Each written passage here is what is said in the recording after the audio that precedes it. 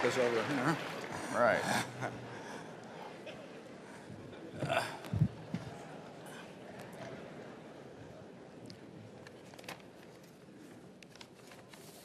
Am I live yet? Yeah.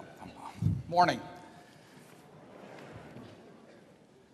We were a little worried today because we weren't sure from the reservations whether we could handle everybody, but it looks to me like there may be a couple seats left up there. But I think next year we're going to have to find a different spot because it looks to me like we're up about 600 this year from last year. And to be on the safe side, we will seek out a larger spot. Now, there are certain implications to that because, as some of the more experienced of you know, a few years ago we were holding this meeting at the Joslin Museum, which is a temple of culture. And we've now, of course, moved to an old vaudeville theater. And the only place in town that can hold us next year, I think, is the Exarban Coliseum, where they have Keno and racetracks. So we are sliding down the cultural chain just as Charlie predicted years ago. He saw all this coming. Charlie, I have some rather distressing news to report. There are always a few people that vote against everyone on the slate for directors, and there maybe a dozen or so people do that. And then there are others that single shot it, and they pick out people to vote against. And this will come as news to Charlie. I haven't told him yet, but he is the only one among our candidates for directors that received no negative votes this year. Hold it. No need to applaud. I tell you, when you lose out the title of Miss Congeniality to Charlie, you know you're in trouble with it.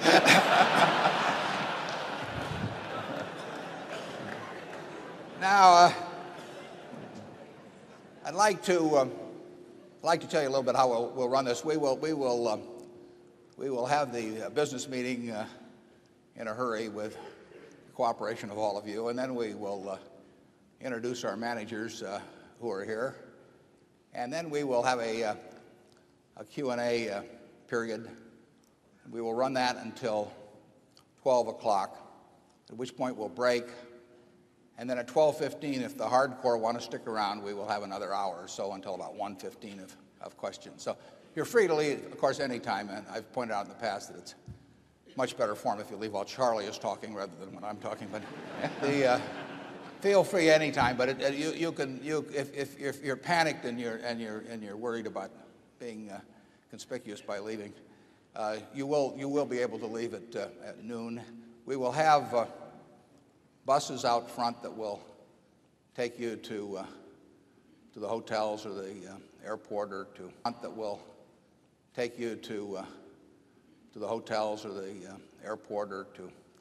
any place in town in which we have a commercial interest, and we encourage you staying around on that basis.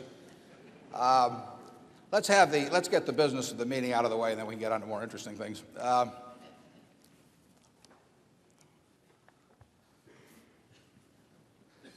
I will first introduce the Berkshire Hathaway directors that are present in addition to myself. And first of all, there's Charlie, who is the vice chairman of Berkshire. And if the rest of you will stand, we have Susan T. Buffett, Howard Buffett, Malcolm Chase III, and Walter Scott Jr. And that's it.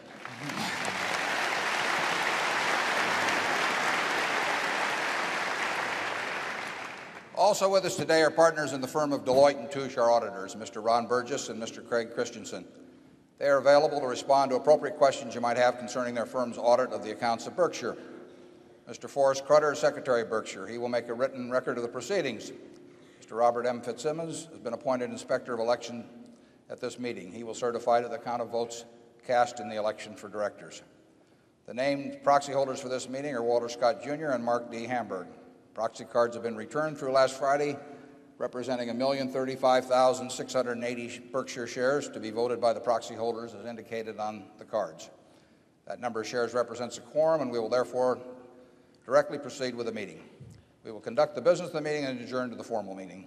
and then adjourn the formal meeting. After that, we will entertain questions that you might have. For the minutes of the last meeting of shareholders, I recognize Mr. Walter Scott, Jr., who will place a motion before the meeting. I move that the reading of the minutes of the last meeting of the shareholders be dispensed with. Do I hear a second? Motion has been moved and second. Are there any comments or questions? Hearing none, we will vote on the motion by voice vote. All those in favor say aye. Opposed? Motion is carried, and it's a vote. Does the Secretary have a report of the number of Berkshire shares outstanding entitled to vote and represented at the meeting? Yes, I do. As indicated in the proxy statement that accompanied the notice of this meeting that was sent by first-class mail to all shareholders of record on March 8, 1994, being the record date for this meeting, there were 1,177,750 shares of Berkshire common stock outstanding, with each share entitled to one vote on motions considered at the meeting. Of that number, 1,035,680 shares are represented at this meeting by proxies returned through last Friday. Thank you. We will proceed to elect directors. If a shareholder is present who wishes to withdraw a proxy previously sent in and vote in person, he or she may do so.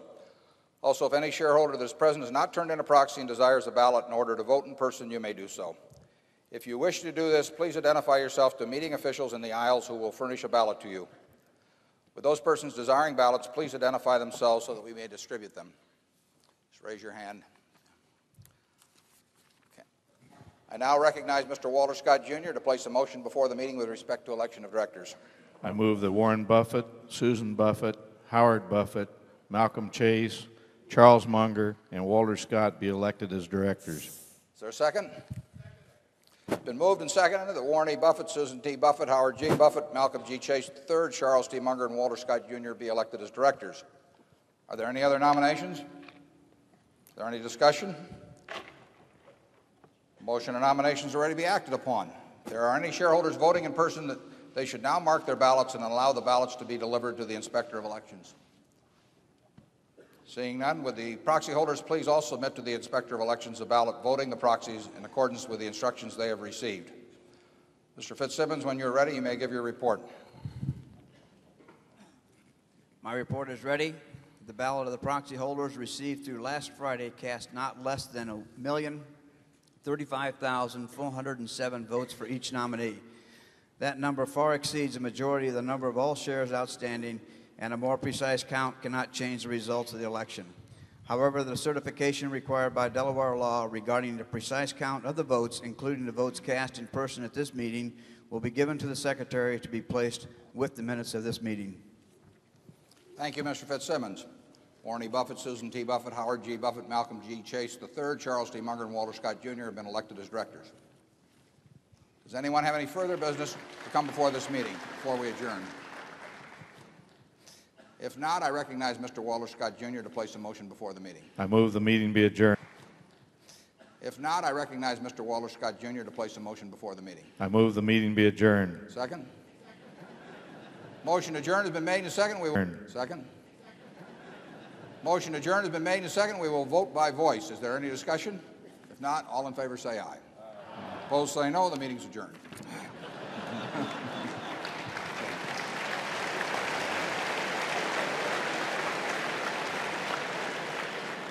It's democracy in Middle America. Now, I'd like to introduce some of the people that make this place. Work to you, and if you would hold your applause until the end, because there are quite a number of our managers here. I'm not sure which ones for sure are here. Some of them may be out tending the store as well. But first of all, from the Nebraska Furniture Mart, Louis, Ron, and Irv Blumpkin. I'm not sure who's here, but would you stand, please? Any of the Blumpkins that are present? Okay, looks like Irv. I can't quite see it, but yeah. From Borsheim's, Susan Jock here. Susan? There she is. Susan had a record day yesterday. Susan became CEO just a few months ago, and she's turning in records already. Keep it up. And from Central States Indemnity, we have the Kaisers. I'm not sure which ones are here, but there's Bill Sr., Bill Jr., John, and Dick. The Kaisers stand up. I think I can see him. John. Don Worcester from National Indemnity. Rod Eldred from the Home State Companies, Brad Kinsler from Cyprus, our workers' comp company, Ajit Jain, the big ticket writer in the East, and Mike Goldberg, who runs our real estate finance group, generally oversees the insurance group. Mike. Gary Heldman from Fetchheimers, Chuck Huggins from Seas, the candy man, Stan Lipsey from the Buffalo News. Chuck's been with us, incidentally, 20-odd years. Stan's been working with me for well over 25 years.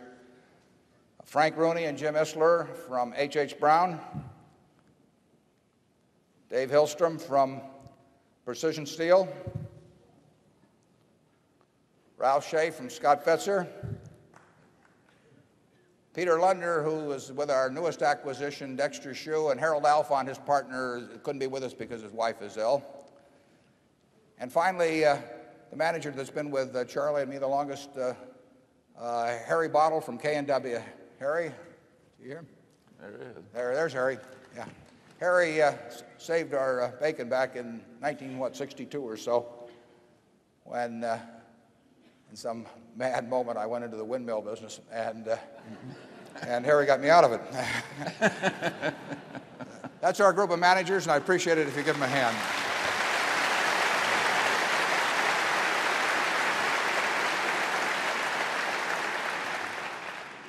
I have one piece of good news about next year for you, in addition to moving to larger quarters.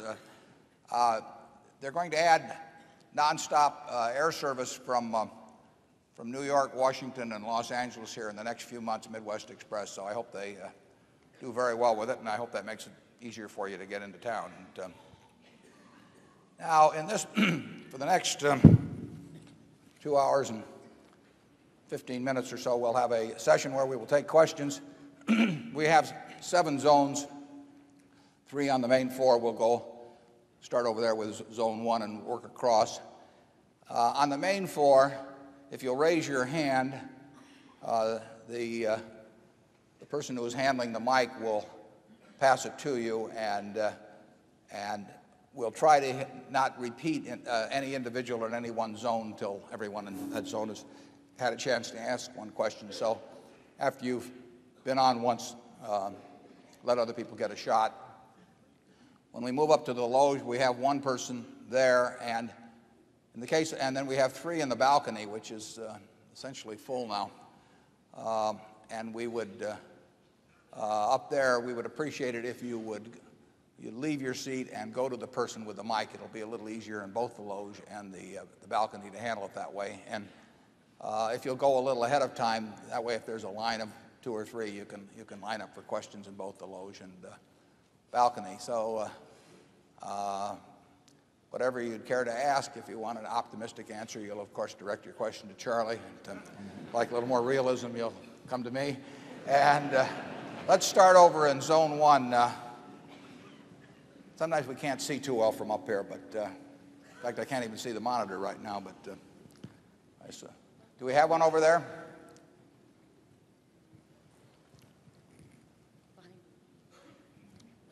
And if you'll identify yourself by name and your hometown, we'd appreciate it.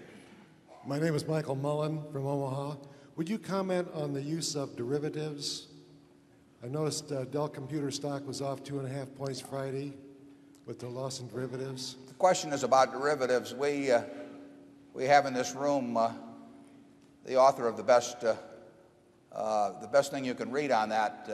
There was an article in Fortune about a month ago or so by Carol Loomis on derivatives, and far and away is the best article that's been written. We also have some people in the room that do business in derivatives from Solomon, and it's a very broad subject. As we said last year, I think someone asked what might be the big financial story of the 90s, and we said we obviously don't know, but that if we had to pick a topic, that it could well be derivatives, because they lend themselves to the use of unusual amounts of leverage, and they are sometimes not completely understood by the people involved. And any time you combine ignorance and borrowed money, you can get some pretty interesting consequences, and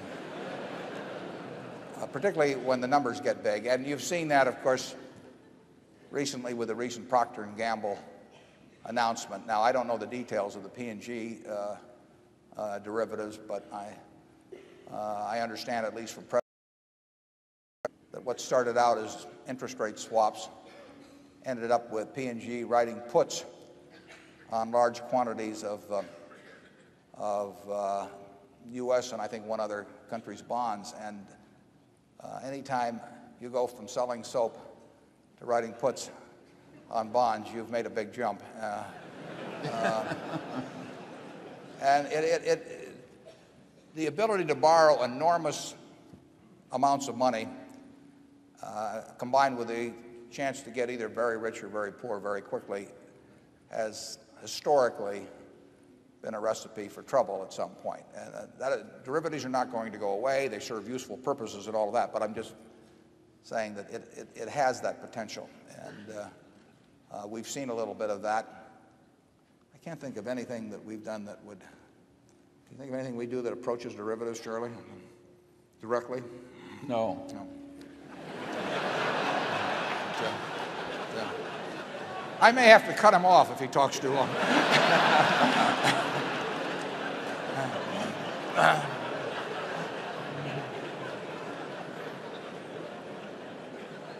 Is there anything you would like to add to your already extensive remarks? I'm sorry. No. Okay. In that case, we'll go to zone 2.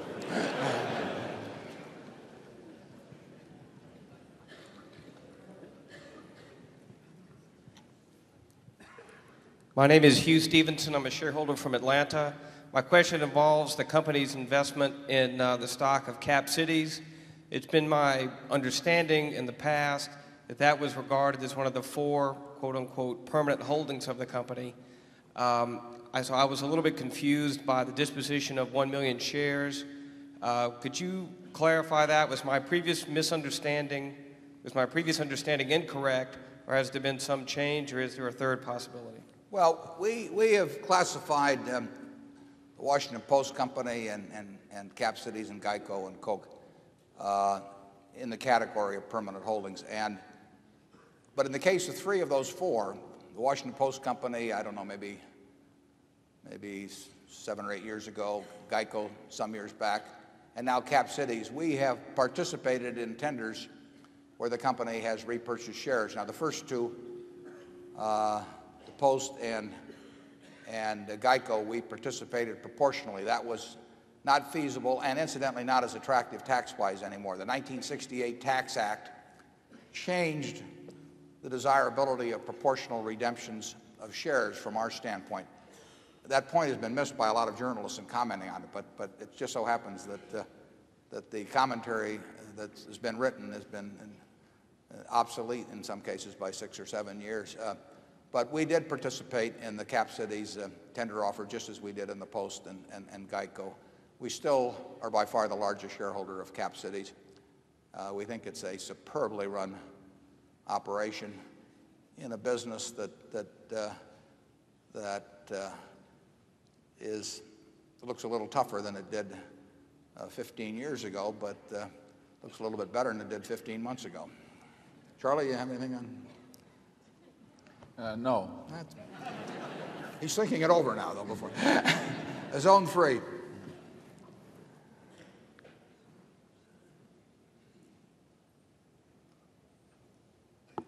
Good morning. My name's Howard Bascom. I'm from Kansas City, and I've got a theoretical value question for you.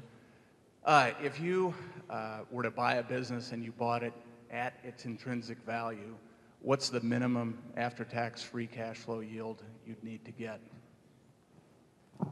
Well, your question is if we were buying all of a business and we were buying it at what we thought was intrinsic value, what was the minimum?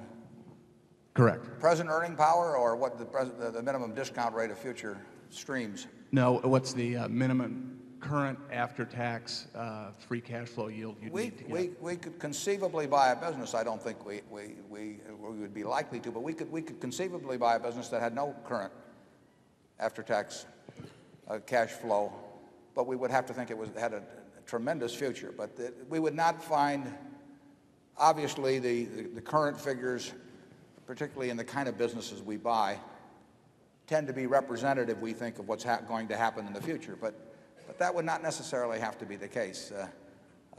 You can argue, for example, in buying stock at a time when it was losing significant money. We didn't expect it to continue to lose significant money, but if we think the present value of the future earning power is attractive enough compared to the purchase price, we would not be overwhelmed by what the first year's figure would be. Charlie, you want to add to that? Yeah, well, we don't care what we report in the first year or two of after buying anything.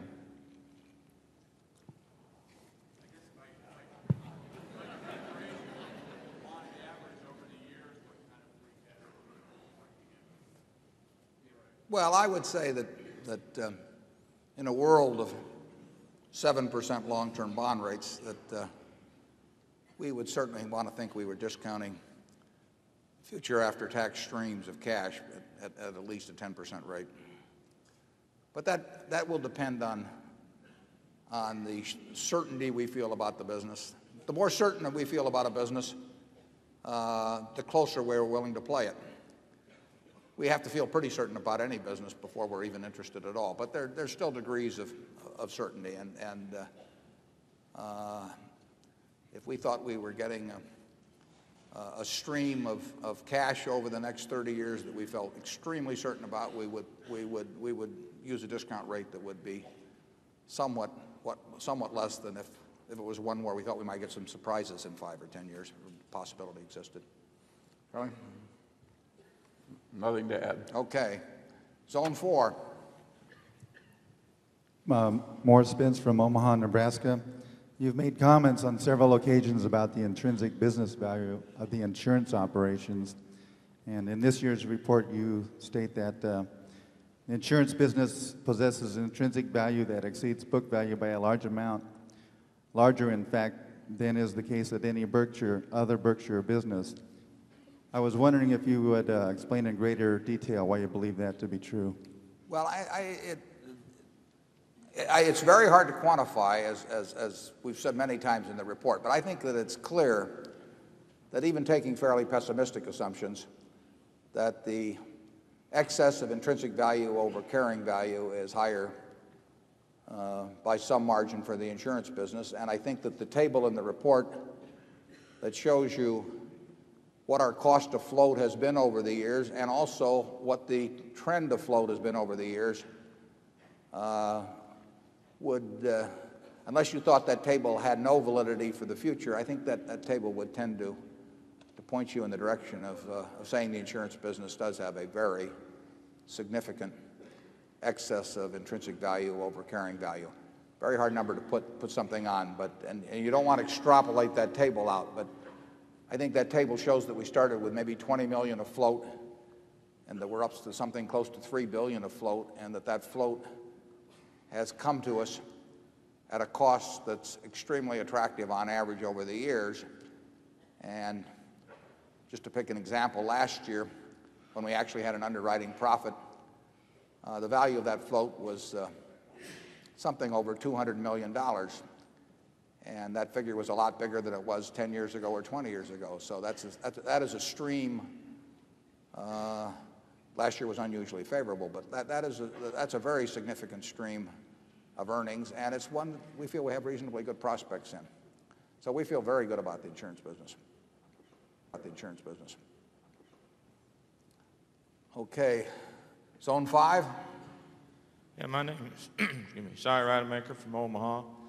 Is there any point at which your stock would rise to the point where you might split the stock? Surprise, surprise. I think I'll let Charlie answer that this year. He's so popular with the shareholders that I can afford to let him take the tough questions. I think the answer is no.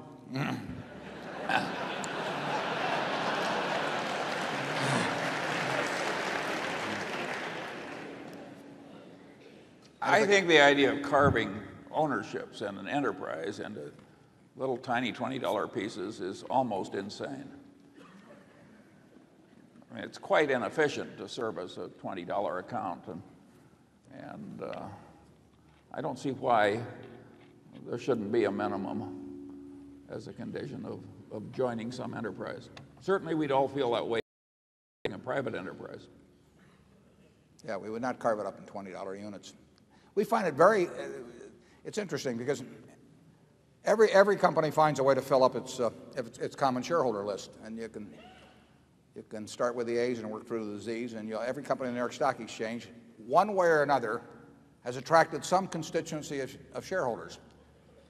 And frankly, we can't imagine a better constituency than is in this room. I mean, we don't think we can improve on this group, and we followed certain policies that we think attracted certain types of shareholders and actually pushed away others, and that is part of our eugenics program here at Berkshire.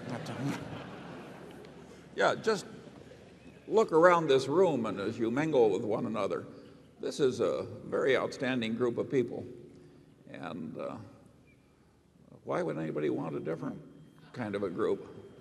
Yeah, if we follow some policies that cause a whole bunch of people to buy Berkshire for the wrong reason, the only way they can buy it is to replace somebody in this room or in this larger metaphorical room of shareholders that we have. So someone in one of these seats gets up and somebody else walks in. The question is, do we have a better audience? I don't think so. So I think that I think Charlie said it very well. Zone 6.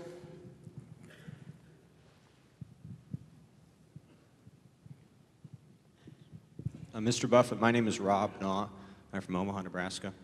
My question is, given the recent announcement of Midwest Express and their nonstop jet service between the East and West Coasts, will this cut down on your use of the indefensible? And will you use more commercial air travel? This is a question planted by Charlie.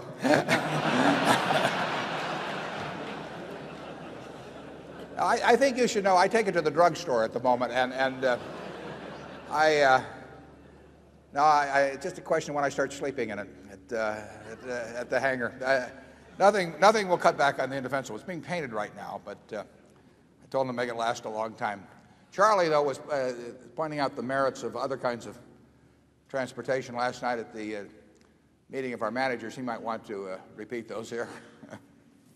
Well, I just pointed out that the back of the plane arrived at the same time as the front of the plane, invariably. He's even more of an authority on buses, incidentally, if anybody has any. Zone 7.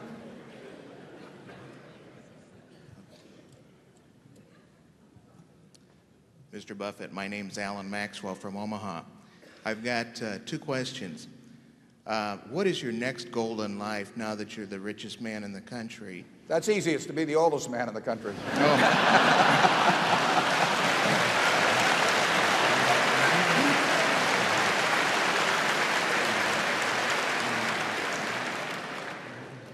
Secondly, you talk about good management with corporations and that you try and buy companies with good management. I feel that I have about as much chance of meeting good managers other than yourself as I do bringing Richard Nixon back to life. How do I, as an average investor, find out what good management is? Well, I think you judge management by two yardsticks. One is how well they run the business, and I think you can learn a lot about that by reading about both what they've accomplished and what their competitors have accomplished, and seeing how they have allocated capital over time. You have to have some understanding of the hand they were dealt when they themselves got a chance to play the hand. But if you understand something about the business they're in, and you can't understand it in every business, but you can find industries or companies where you can't understand it, then you simply want to look at how well they have been doing in playing the hand essentially that's been dealt with them. And then the second thing you want to figure out is how well that they treat their owners. And I think you can get a handle on that oftentimes. A lot of times you can't. I mean, there are many companies that obviously fall in somewhere in that 20th to 80th percentile, and it's a little hard to pick out where they do fall. But I think you can usually figure out. I mean, it's not hard to figure out that, say, Bill Gates or Tom Murphy or Don Keogh or people like that are really outstanding managers. And it's hard to figure out who they're working for. And I could give you some cases on the other end of the spectrum, too. It's interesting how often the ones that, in my view, are the poor managers also turn out to be the ones that really don't think that much about the shareholders, too. The two often go hand in hand. But I think reading of reports, reading of competitors' reports, I think you'll get a fix on that in some cases. You don't have to, you don't have to make 100 correct judgments in this business or 50 correct judgments. You only have to make a few. And that's all we try to do. And generally speaking, the conclusions I've come to about managers have really come about the same way you could make yours. I mean, they've come about by reading reports rather than any intimate personal knowledge or knowing them personally at all. So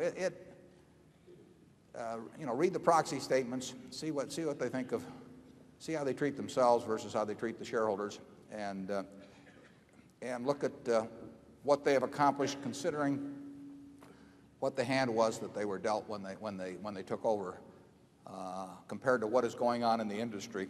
And I think you can figure it out sometimes. You don't have to figure it out very often. Charlie? Nothing to add. No. Okay, we're back to Zone 1.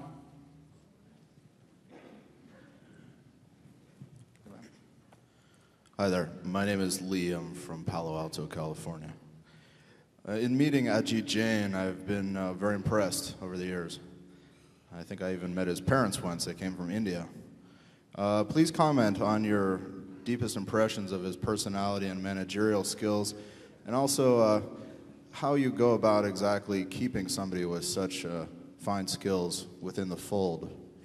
He might go to Walt Disney someday and pull down $200 million. Well, if he gets offered $200 million, we may not compete too vigorously at that level. We basically try to run a business so that Charlie and I have two jobs. We have to identify and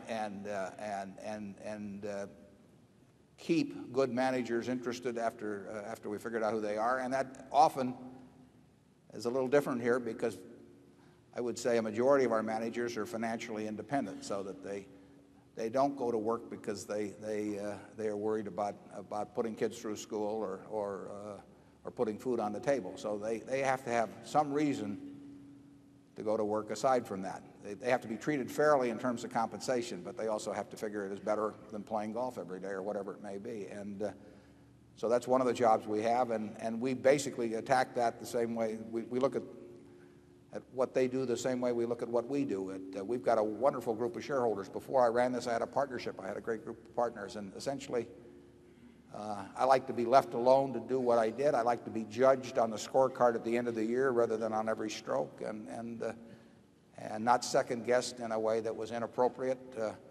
I like to have people who understood the environment in which I was operating. And so the important thing we do with managers generally is to find the 400 hitters and then not tell them how to swing, as I put in the report.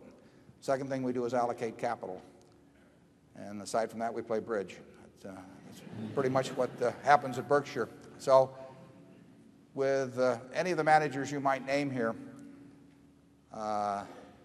we try to make it interesting and fun for them to run their business. We try to have a compensation arrangement that's appropriate for the kind of business they're in. We have no company-wide compensation plan. We wouldn't dream of having some compensation expert or consultant come in and screw it up. We try to. Some businesses require a lot of capital that we're in. Some require no capital. Some are easy businesses where good profit margins are a cinch to come by, but we're really paying for the extra beyond that. Some are very tough businesses to make money in. And it would be crazy to have some huge framework that we tried to place everybody in that where one size would fit all. People generally are compensated relating in some manner that relates to how their business does, as opposed to, there's no reason to pay anybody based on how Berkshire does, because no one has responsibility for Berkshire except for Charlie and me. And we try to make them responsible for their own units, compensated based on how those units do. We try to understand the businesses they're in, so we know what the difference between a good performance and a bad performance. And that's how we work with people. We've had terrific luck over the years in retaining the managers that we wanted to retain, and it's I think largely it's because, particularly if they sell us a business, that to a great extent the next day they're running it just as they were the day before, and they're having as much fun running their business as I have running Berkshire. Charlie? Well, I've got nothing to add, but I think it's that concept of treating the other fellow the way you'd like to be treated if the roles were reversed. It's so simple when you stop to think about it, but it's a rare evening when Ajit and Warren aren't talking once on the phone. It's more than a business relationship, at least it seems that way to me. Yeah, well, it is. Stay that way too. And by the way, we like our businesses, our relationships to be more than a business relationship. Charlie and I are very far. We basically, it's a luxury, but it's a luxury that we should try to nurture. We get to work with people we like, and it makes life a lot simpler. It probably helps on that goal of being the oldest living American too.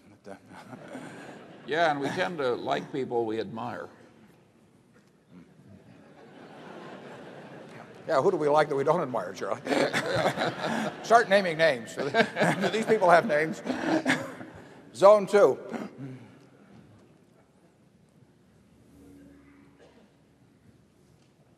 My name is Peter Bevelin from Sweden. How do you perceive Guinness long-term economics growth-wise? Fitz, is that? Would you repeat that, Fitz? Was it what firm growth-wise? Guinness.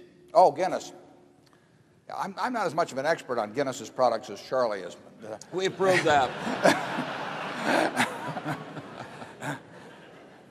You didn't hear him. He said I proved that. I made the decision to buy Guinness, and Guinness is down somewhat from. Actually, the price in pounds is about the same, but the pound is at about $1.46 or 7 against an average of $1.80 something. So we've had a significant exchange loss on that. The Guinness is, despite the name, the main product, of course, is Scotch, and that's where most of the money is made. Oh, they make good money in brewing, but distilling is the main business. And the usage of Scotch, particularly in this country, the trends have not been strong at all. But that was true when we bought it too. There's some countries around the world where it's grown, and there's certain countries where it's a huge prestige item. I mean, in certain parts of the Far East, the more you pay for Scotch, the better you think people think of you. Which I don't understand completely, but I hope it continues.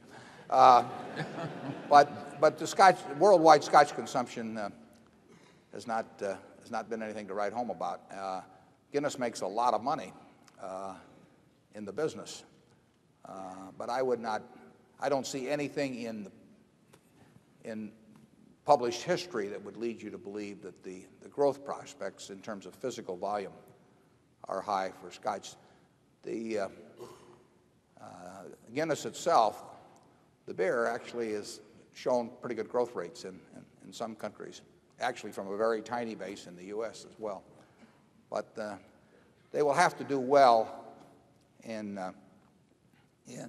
distilling, or that will govern the outcome of Guinness. I think Guinness is well run, and it's a very important company in that business, but I wouldn't count on a lot of physical growth. Charlie, what, any consumer insights? Or? No. Zone 3?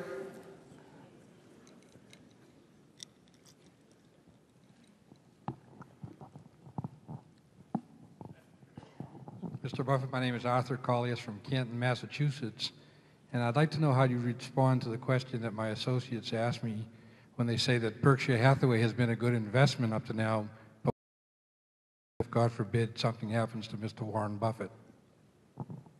Well, I'm glad you didn't say Charlie Munger. No, Berkshire will do just fine. We've got a wonderful group of businesses. I've told you the two things I do in life, and in terms of the managers we have, you'd have to come in and really want to mess it up, I would think. And we don't have anybody like that in terms of succession plans at Berkshire. And then there's the question of allocation of capital. And you could do worse than just adding it to some of the positions that we already had. The ownership, if I die tonight, the ownership structure does not change. So you've got the same large block of stock that has every interest in having good successor management as I would. I mean, there would be no greater interest, and it's not a complicated business. I mean, you ought to worry more about, if you own Microsoft, about Bill Gates, I think, or something of the sort. But this place is, we've got a group down here that are running these. You didn't see me out at Borsheim selling any jewelry the other day. I mean, that's somebody else's job. So it's not very complicated. Incidentally, I think I'm in pretty good health. I mean, this stuff will do wonders for you if you'll just try it. Charlie, do you want to add anything? Yeah, I think the prospects of Berkshire would be diminished, obviously diminished, if Warren were to drop off tomorrow morning.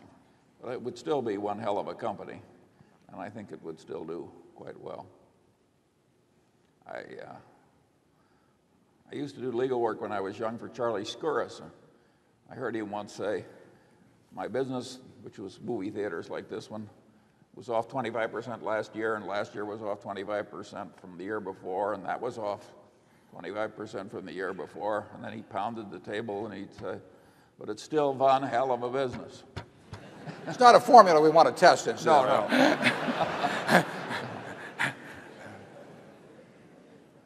It is one hell of a business, though, we've got here. I mean,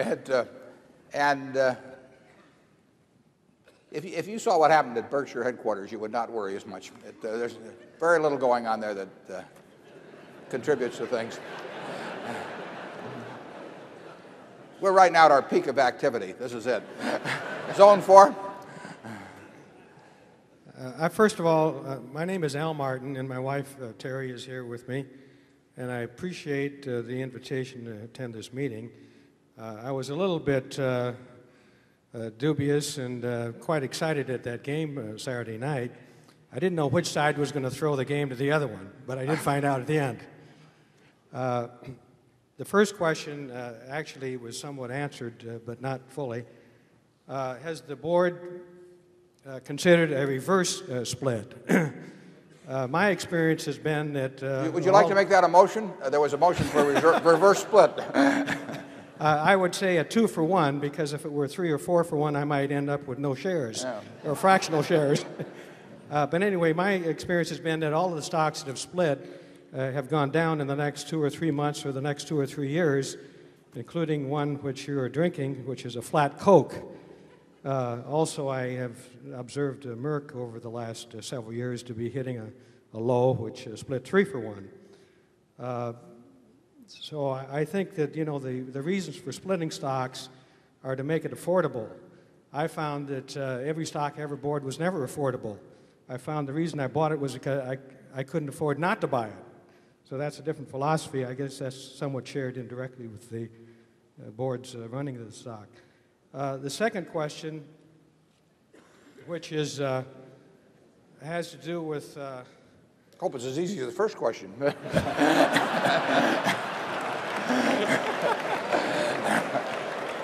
I didn't want to wait for an answer to the first question for that reason, because it could be complicated and confusing and so forth. The second question has to do with could the board consider looking into a commodity broker or a lawyer or both that could take action similar to Hillary Clinton's? I think making your net worth go up by a factor of 5 overnight is more than enticing. Some of us might even want to wait for 10 months to get 100 to 1 return on the money. Well, I want to say 530% in one day. Charlie has never done that for us. I mean, it really caused me to reassess succession plans at Berkshire. And Hillary may be free in a few years.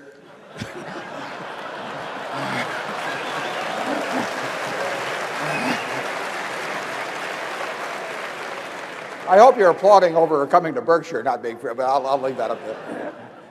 Okay, that was their second question. Huh? That was my second question. Of course, in my experience, it's been that most of us have thought through this situation, and I guess it's pretty speculative, but I found out that the rules and laws that are made for trading are interpreted rather than enforced, and I think that applied to this particular case. So let's go on to the third question. All right. They're getting easier. This one is real easy. My wife was a collector of blue chip stamps for many, many years, and she bought some stamps with her. What should she do with them? Well, we can give you a definitive answer to that. Charlie and I entered this trading stamp business to apply our wizardry to it in, 1969 or so, Charlie? Yes. We were doing what then, about 110 million? No, it went up to 120. Okay, and then we arrived on the scene, and we're going to do what, about 400,000 this year? Yes. Yeah. That shows you what can be done when your management gets active. We have presided over a decline of 99.5%. Yeah. But we're waiting for a bounce. And I would say this. The trading stamp business, as those of you who followed it all know, it only works because of the float. I mean, a very, very high percentage of the stamps in the 60s were cashed in. We have some years that we've gotten up to 99%, I believe, we sampled the returns because they were given out in such quantity. But our advice to anyone who has stamps is to save them because they're going to be collector's items, and besides, if you bring them to us, we have to give you merchandise for them. So tell her to keep them. They'll do nothing but gain in value over years. Going back incidentally, you're to point on the split. Going back incidentally, you're to point on the split. I think most people think that the stock would sell for more money split. We wouldn't necessarily think that. I think most people think that the stock would sell for more money split. We wouldn't necessarily think that was advisable in the first place, but in the second place, we don't think it would necessarily be true over a period of time.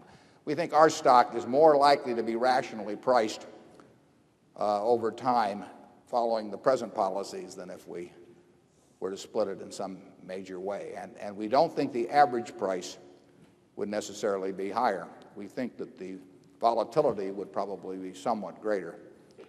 And we see no way that volatility helps our shareholders as a group. Zone 5. I am Peg Gallagher from Omaha.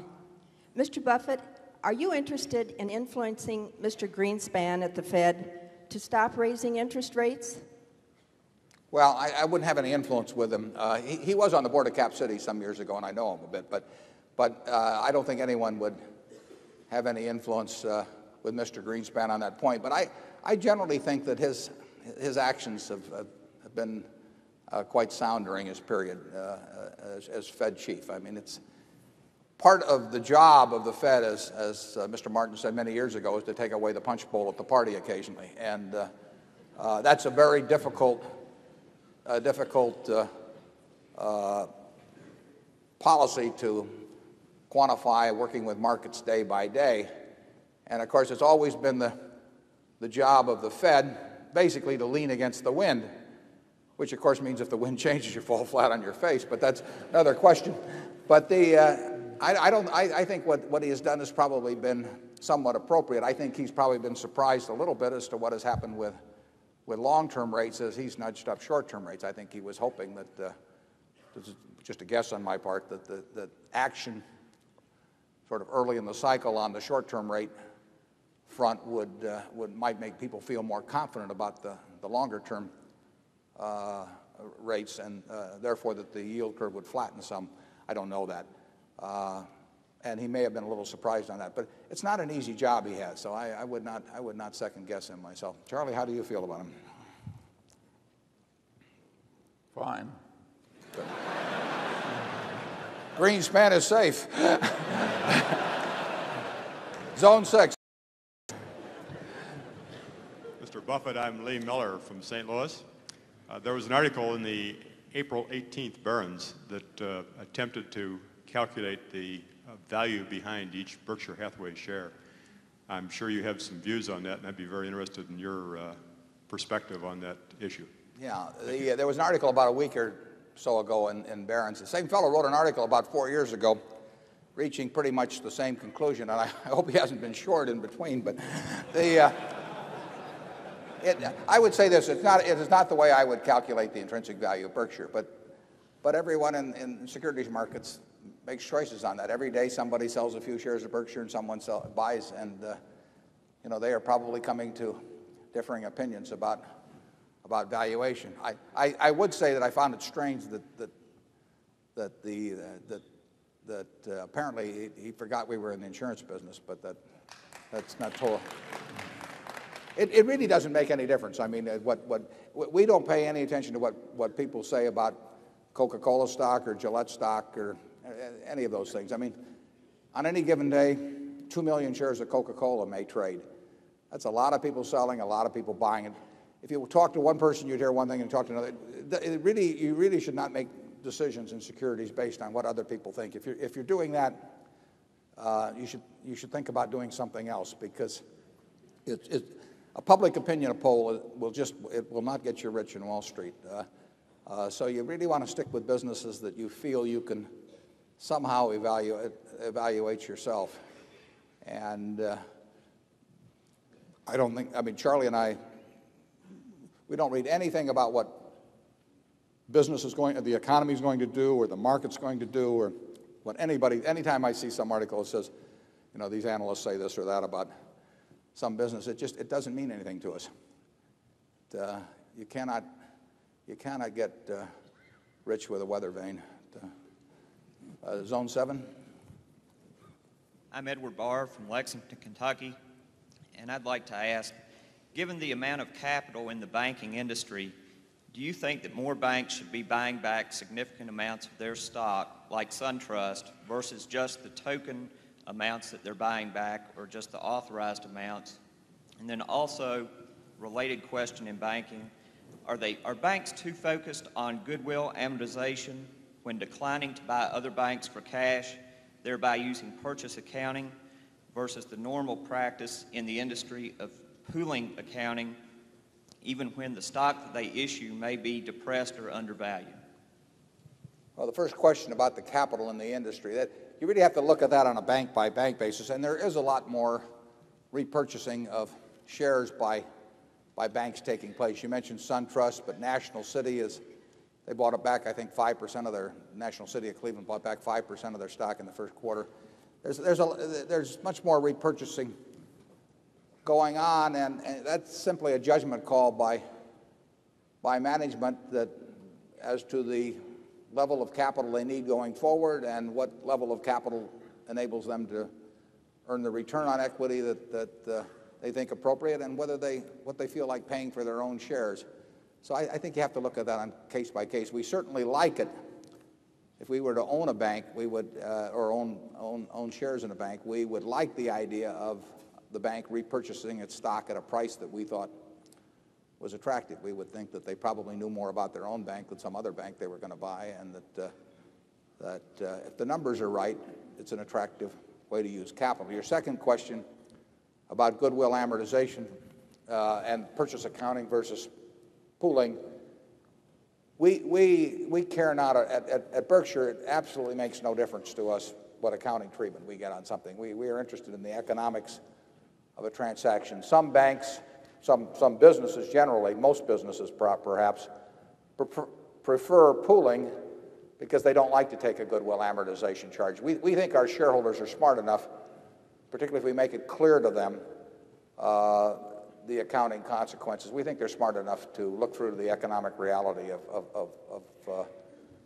what Berkshire's businesses are all about. And I think that some managements sell short their own ownership group by doing various kinds of financial acrobatics in order to have the charges come in a certain way rather than, as you point out, often they might be better off buying for cash rather than their own stock as currency, but they may prefer to use their own stock because they avoid goodwill charges. We've written a few things on goodwill in the past, in past annual reports that might get to that subject. We don't care what accounting.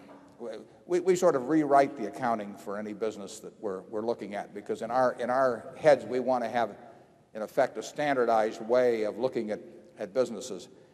And if one company goes through pooling transactions and another goes through purchase transactions, we're going to recast them in our own mind so that there's comparability.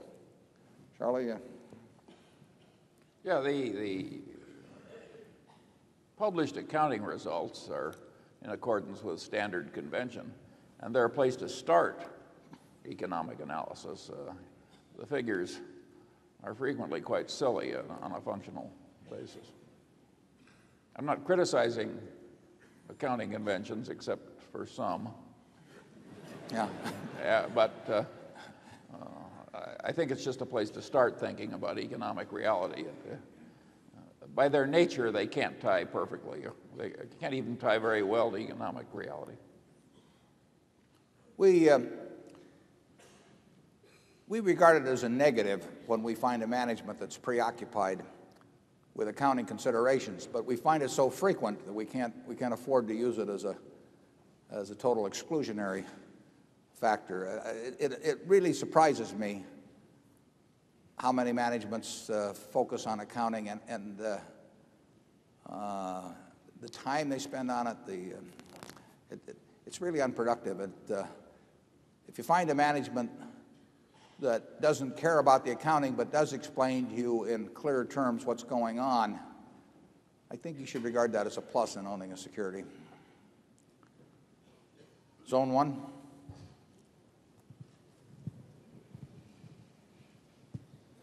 Mr. Buffett, my name is Bill Ackman. I'm from New York City, and my question relates to the appeal of Salomon Brothers as an investment. You talked earlier about leverage and the dangers of leverage. Salomon is a business which is levered 30-to-1, which has very narrow margins and earns a relatively modest return on equity in light of the amount of leverage that they use. What is the appeal of the business to you? We have here today the chief executive of Salomon Inc., the parent company, and also the chief executive of Salomon Brothers, the investment banking arm. And I would say one of the things Charlie and I feel extraordinarily good about are the two fellows that are running that operation. They did an exceptional job under extraordinarily difficult circumstances, as did John McFarlane, who's also here today. The three of them, I mentioned 4 people in the annual report, and Salomon wouldn't be here today without those three, and it wouldn't be the company in the future that it's going to be without them. And they did an absolutely fabulous job. It's the sort of business that, as you point out, uses a lot of leverage. It doesn't, in one way, it doesn't use as much as it looks like, and another way, it uses even more than it looks like. But the test will be, A, whether they control that business in a way that leverage does not prove dangerous, and secondly, what kind of returns on equity they earn while using it. You certainly should expect to earn somewhat higher returns on equity when you are necessarily exposed to a small amount of systemic risk and significant amounts of borrowed money than you would in a business that's an extremely plain vanilla business. But I don't know whether you've met Bob and Derek, but I think you'd feel better about having leverage in their hands than about any other hands you can imagine. Charlie? Why don't we have those three gentlemen stand up? Yeah, you ought to give they them a really hand. have done a job Yeah. for Berkshire in this last year. I'll lead the applause for them. Where are they? There they are.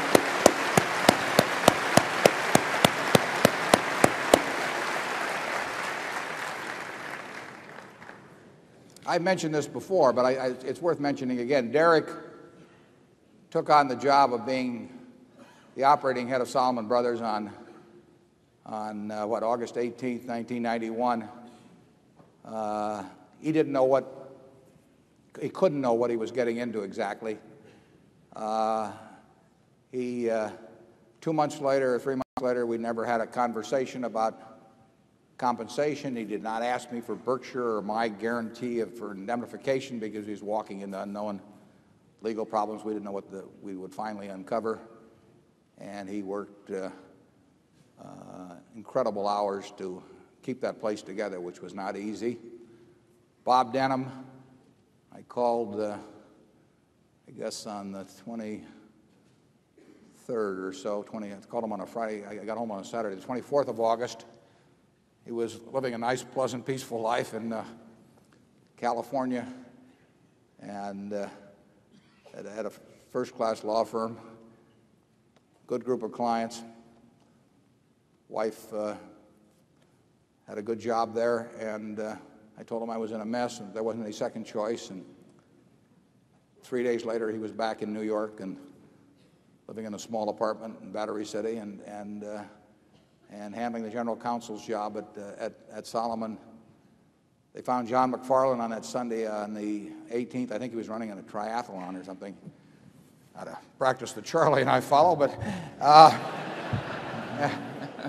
and he was yanked from that and came down. And I think John lives over in New Jersey, but he holed up in the downtown athletic club, and it was his job to keep funding what was then a $150 billion balance sheet during a period when people right and left were canceling us, not because we weren't a good credit, but because they just didn't want to have anything to do with us for a while. And the World Bank and the State of Texas Pension Fund and CalPERS, all these people were shutting off funding at a time, and funding in a business, as the gentleman just indicated, is the lifeblood of an enterprise like Salomon. And so those three deserve an enormous hand, really by the Salomon shareholders, but by this group in turn, because we have an important investment in.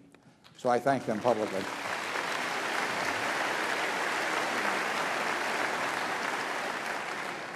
Zone 2.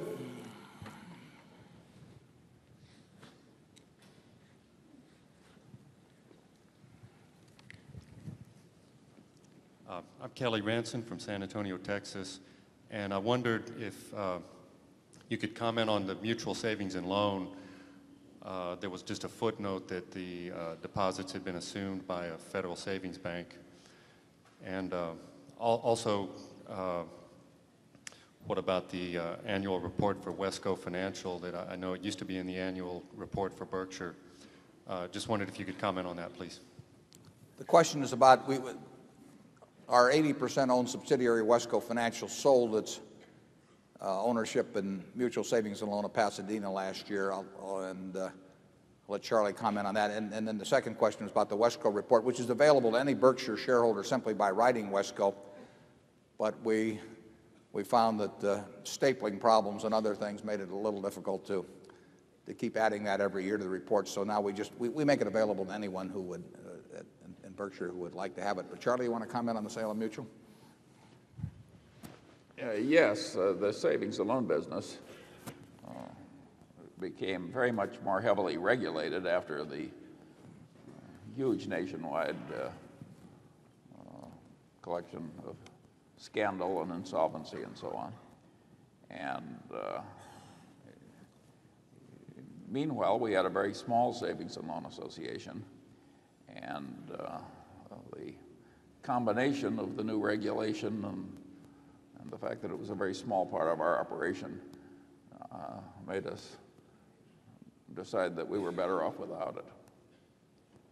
That does happen from time to time in Berkshire. We do exit once in a while. And by the way, we would reserve the right to change our mind. I always liked Lord Keynes when he said that he got new facts or new insights, well, he changed his mind, and then he'd say, what do you do? So we changed our mind. They asked our directors at Mutual to start going to school on Saturday, didn't they, Charlie, or something? I think that helped change our mind about Mutual. Yeah, there's a time to vote with your feet.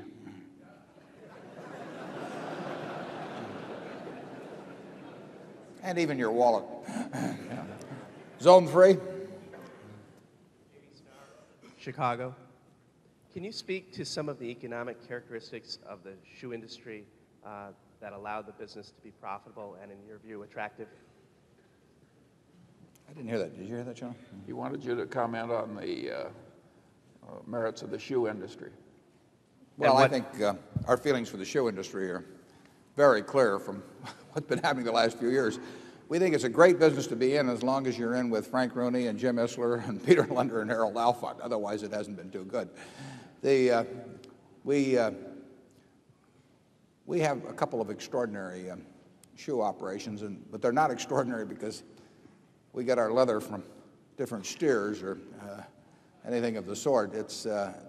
We have two companies, really three now that Lowell's been brought into, but that have truly extraordinary records. I think those same managements would have been enormous successes in any business they'd gone into, but they have gone into they are in the shoe business, and the companies earn unusual returns on equity. They earn unusual returns on sales. They've got terrific trade reputations. And I think that to the extent we can find ways to expand in the shoe business while employing those managements, we'll be very excited about doing so.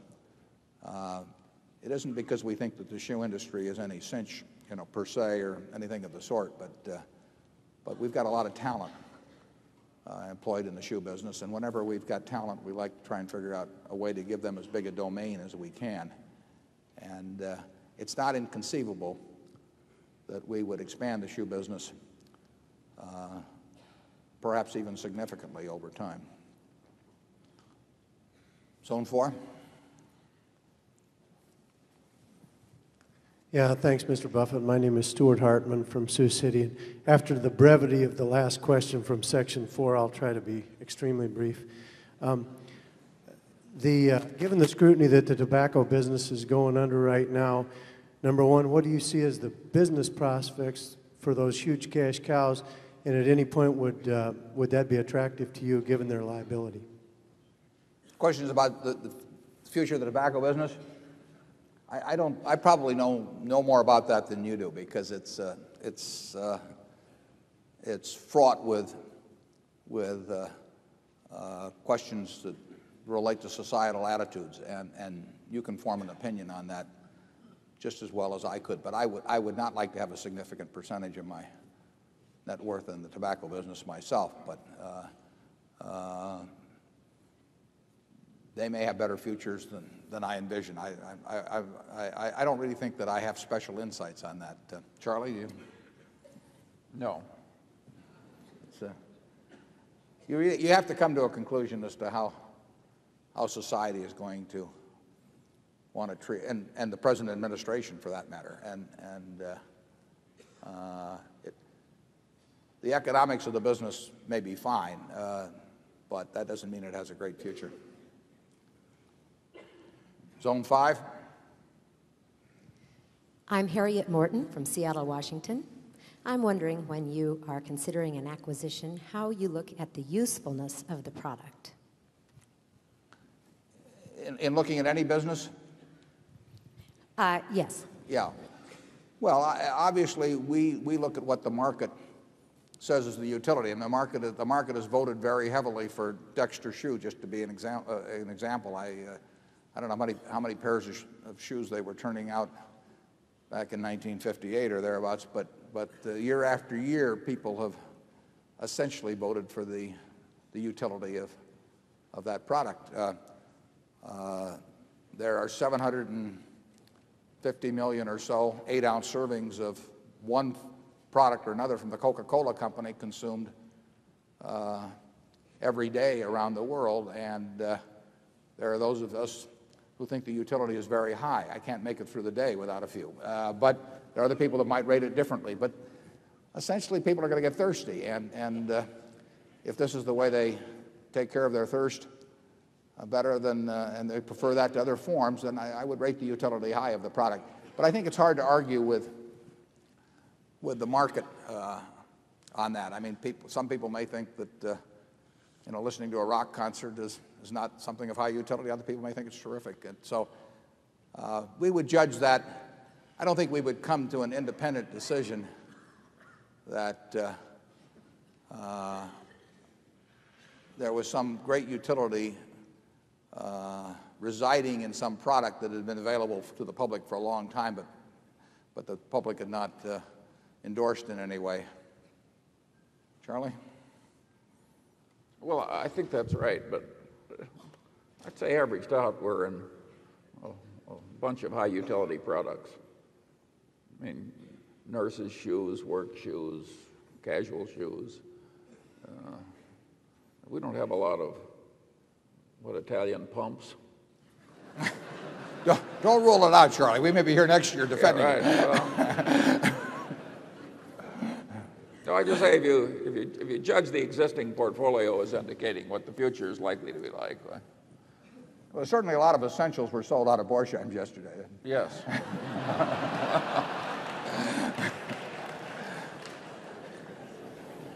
I hear my family clapping.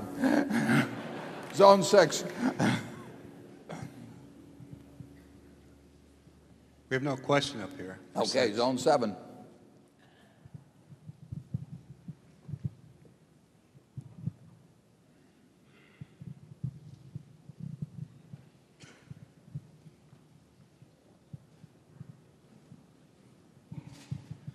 Good morning, Mr. Berkshire, or Buffett. I have a niece here who has a son named Berkshire, so I'm Chris Blunk from Omaha. My first question is, in years past, we've had samples of various products. When are we going to have some Guinness? Some what now? Guinness samples? My second question is, in light of the multiple disasters that have taken place in L.A., has that had any impact on the cats for Berkshire? On our super cat business? Yes. The L.A. earthquake, which is originally, I believe the first estimate of insured damage was $1.5 billion, which struck us as kind of ludicrous, but has now escalated. The last official estimate, the one we use that's a trigger in our policies, I think is either $4.5 billion or $4.8 billion, but it's going to be higher than that. Our losses are fairly minor. If it gets to $8 billion of insured damage, that would trigger another policy or two. But I would say that the LA quake, which did considerably more damage, I think, than people would have anticipated from a 6.7 for various reasons having to do with how quakes operate. That quake is not going to turn out to be of any real. It's not the kind of super cat that a $15 or $20 billion hurricane which hit Florida or Long Island or New England would be. That's the kind of, we could lose, or we could pay out $600 or $700 million in sort of a worst case super cat. Now our total premiums this year might be, say, $250 million or something in that area. So one super cat in the wrong place would produce, and there could be more than one, could produce, we'll say, a $400 million or thereabouts underwriting loss from that business. The LA quake is peanuts on that scale, but it wouldn't have taken a whole lot more in terms of numbers on the Richter scale if it happened to have an epicenter where it did and be of the type that it was, relatively shallow, that we could have had that sort of thing happen. I think that the insurance industry has vastly underestimated, maybe maybe not now, but up till a few years ago, the full potential of what a super cat could do. But Hurricane Andrew and the LA quake may have been something of a wake-up call. They were far from a worst-case situation. A really big Type 5 hurricane on Long Island would end up leaving a lot of very major insurance companies in significant trouble. We define our losses. Essentially, $700 million sounds like a lot of money. It is a lot of money, but there are limits on our policies. That is not true of people that are just writing the basic homeowners or business. Those losses could go off the chart. There were certain companies in the LA quake that thought they had what they call a probable maximum loss for California quakes, and the LA quake, which was far from the worst case you can imagine, turned out to far exceed those probable maximum losses. So I think the industry has had and may still have its head in the sand a little bit in terms of what can happen, either in terms of a quake in California or more probably in terms of a hurricane along the East Coast. So far this year, we're in reasonable shape, but that doesn't mean much because by far the larger exposure is in hurricanes, and essentially 50% of the hurricanes hit in September, and I think it's about 15% would be in August, close to 15% in October. So you have 80% roughly in those 3 months, and then there's a little tail on both sides. But that's when you find out whether you've had a good or bad year in the super cat business, basically. It's a business we like at the right rates because there are very few people that can afford to write it at the level that the underlying company, the reinsured companies, need it. And we are in a position, if the rates are right, to do significant business. Charlie? Nothing to add. Zone 1?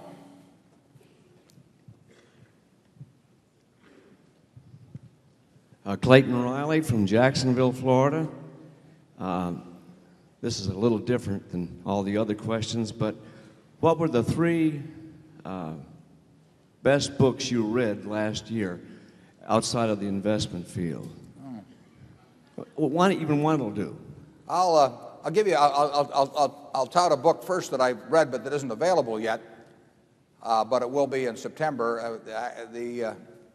The woman who wrote it, I believe, is in the audience, and it's Ben Graham's biography, which will be available in September by Janet Lowe, and I've read it, and I think those of you who are interested in investments for sure will enjoy it. She's done a good job of capturing Ben. One of the books I enjoyed a lot was written also by a shareholder who's not here because he's being sworn in, I believe today or tomorrow, maybe tomorrow, as head of the Voice of America, and that's Jeff Cowan's book, which is on the People versus Clarence Darrow. It's the story of the Clarence Darrow trial for essentially jury bribery in Los Angeles back around 1912 when the McNamara brothers had bombed the LA Times. And it's a fascinating book. Jeff uncovered a lot of information that previous biographies of Darrow didn't have. I think you'd enjoy that. Charlie? Well, I very much enjoyed Connie Bruck's biography, Master of the Game, which was a biography of Steve Ross, who headed Warner and later was, co-chairman of Time Warner. Yeah, a little more than co-chairman. Yeah, and she's a very insightful writer, and it's a very interesting story. I am rereading a book I really like, which is Van Dorn's biography of Benjamin Franklin, which came out in 1952. And I'd almost forgotten how good a book it was. And that's available in paperback everywhere. And we've never had anybody quite like Franklin in this country. Never again. He believed in compound interest too, incidentally, as you may remember. We set up those two little funds, one in Philadelphia and one in Boston. Right. Yeah, to demonstrate the advantages of compound interest. I think that's the part Charlie's rereading. Zone 2.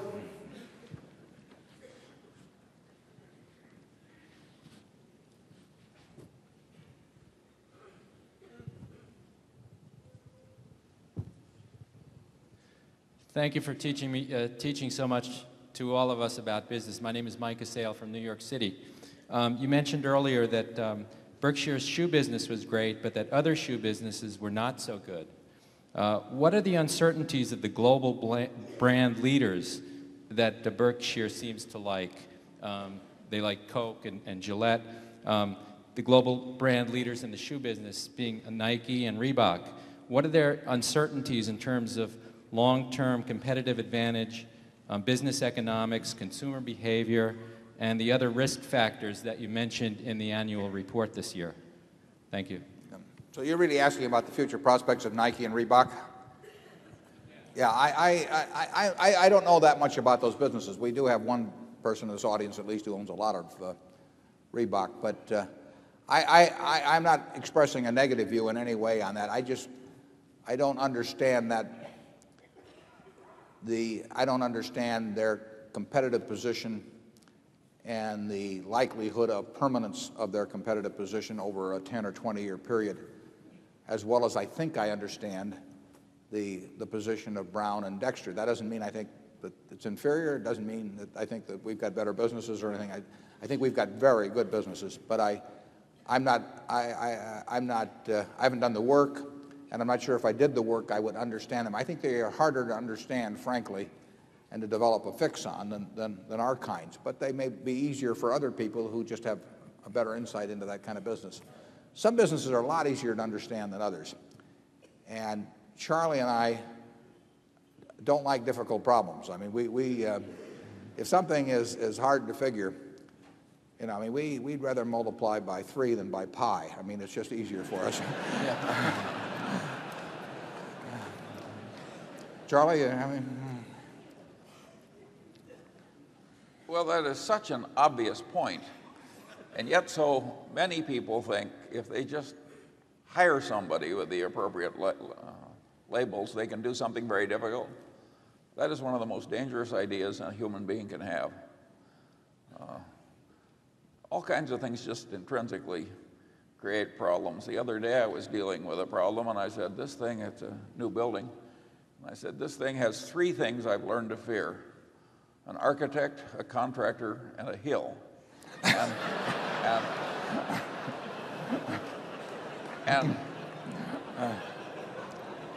if you go at life like that, I think you at least make fewer mistakes than people who think they can do anything by just hiring somebody with a label.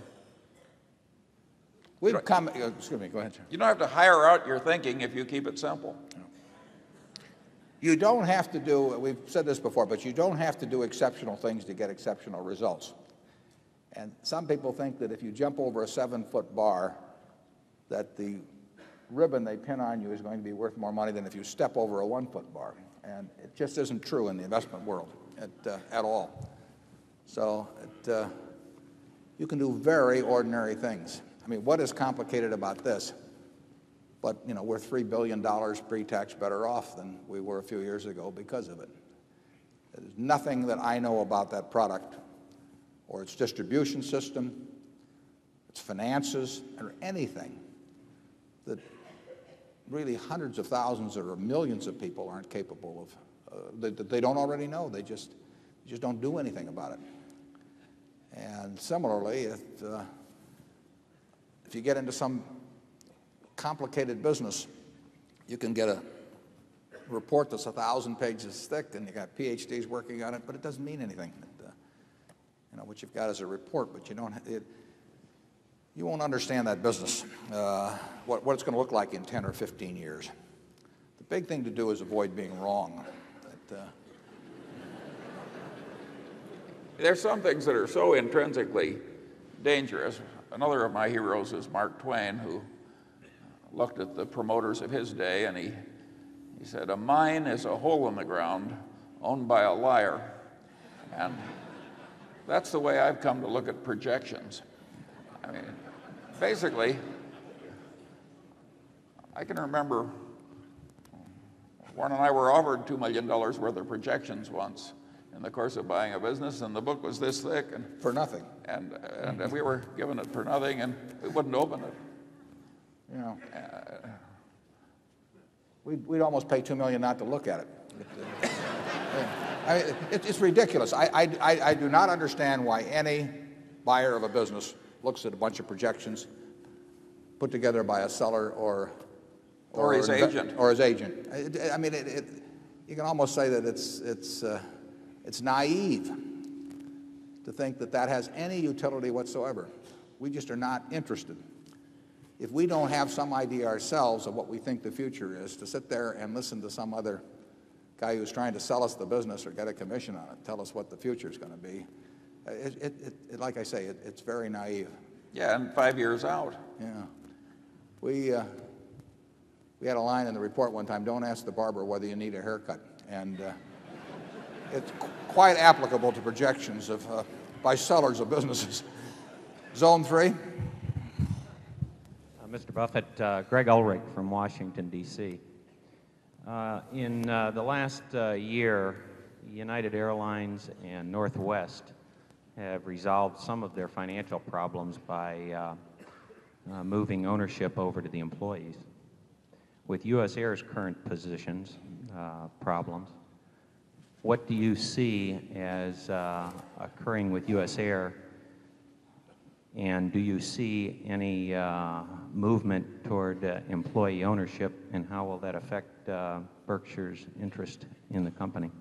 Well, U.S. Air has a cost structure which is non-viable in today's airline business. Now, that in an important way involves its labor costs, but it involves other things too. But it certainly involves its labor costs, and they've stated this publicly, and I think, and they are talking with their unions about it, and they're talking with other people about other parts of their cost structure. And I think you'll just see what unfolds in the next relatively few months, because there isn't any question that the cost structure is out of line. I think the cost structure could be brought into line, but whether it will be brought into line or not is another question. And looking backwards, the answer is not to get into businesses that need to solve problems like that. But that was a mistake I made. And I think in Seth Schofield, you've got a manager who understands that business extremely well, who probably is in my view anyway, is as well regarded and trusted by people who are going to have to make changes as anyone could be in that position. But that may not be enough. I mean, there's enormous tensions when you need to take hundreds and hundreds of millions of dollars out of the cost structure of any business. And when you need cooperative action by various groups, each one of which feels that maybe they're having to give a little more than some other group, and understandably feels that way, that is an enormously tough negotiating job. I think Seth is as well equipped for that as anyone, but I would not want to, I cannot predict the outcome. Charlie?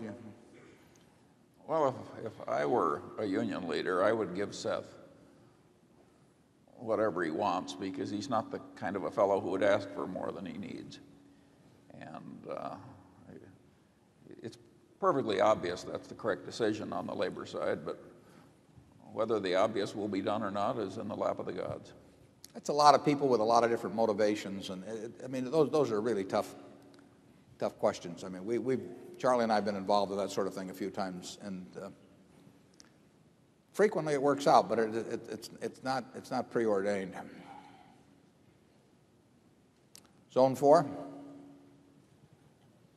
My name is Sheldon Zizek from Chicago, Illinois. I have two questions. The first one is concerning Mr. Munger. We know what Mr. Buffett's retirement plans are. I was wondering what your plans for the future concerning Berkshire are.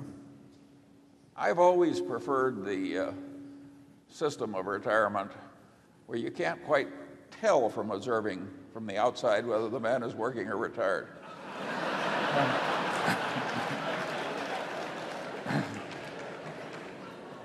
He does it well, too.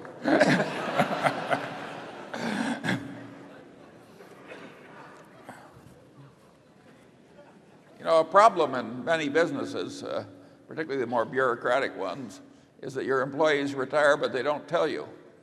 And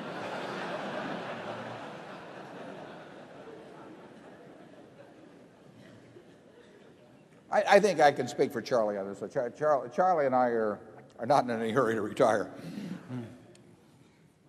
He's trying to outlast me, actually. Thank you. My second question is, I was just curious why you sold a portion of Cap Cities. We thought that it was a good idea for Cap Cities to have a tender offer. They had cash that we thought that they could not use in any. They were not likely to be able to use in a better way than repurchasing their own shares because they do have some very good businesses.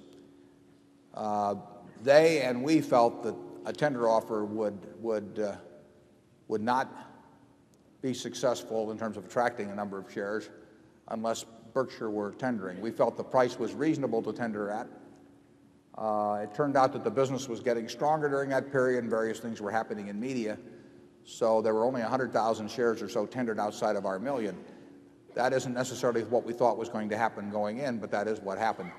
It's acceptable to us, but that doesn't mean that it was the desired outcome. We would not have tendered all of our shares or anything of the sort. We wanted to remain a substantial shareholder of Cap Cities. Most of the time we've favored Cap Cities buying in its stock, and it's bought in a fair amount of stock since the ABC merger took place started in 1986. Zone 5. Good morning. My name is Matt Vogt. I'm from Omaha. Last year's meeting, you made reference to structured settlements. I was wondering, how is that business progressing for you? The question's about the structured settlement business, which is a business in which Berkshire guarantees,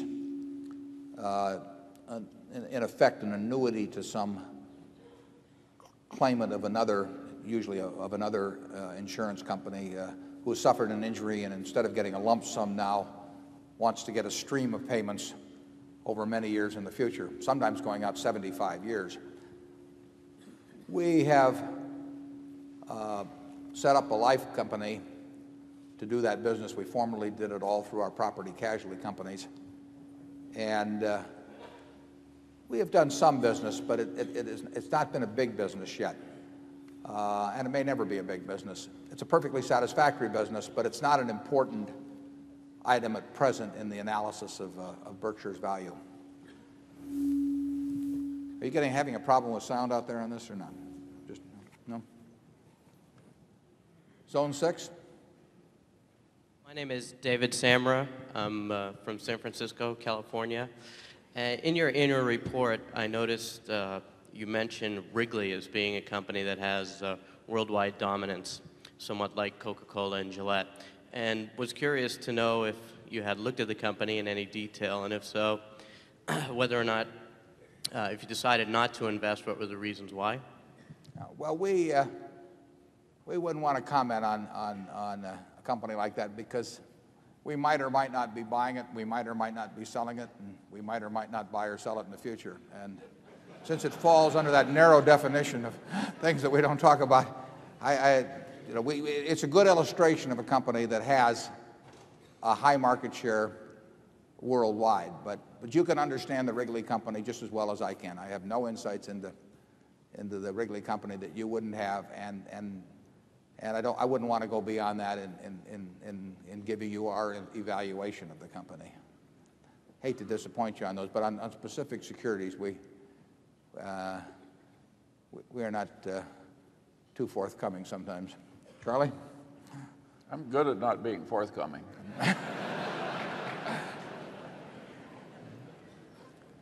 Zone 7. Mr. Buffett, Kathleen Ambrose from Omaha. I have a question regarding global diversification, just in general. What do you look for in a company? And if so, as far as Europe or Latin America, if you'd like to be specific. Yeah. The question is about global diversification. All we want to be in is businesses that we understand, run by people that we like, and priced attractively compared to the future prospects. So there is no specific desire to either be in the rest Europe or the rest of the world or Far East, or to avoid it. It's simply a factor that it's not a big factor. There may be more chances for growth in some countries. 80% of Coca-Cola's earnings, roughly, will come from outside the United States.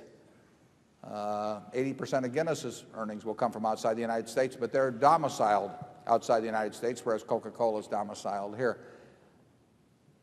Certainly, in many cases, there are markets outside the United States that have way better prospects for growth than the U.S. market would have, but they probably have some other risks to them that this market may not have.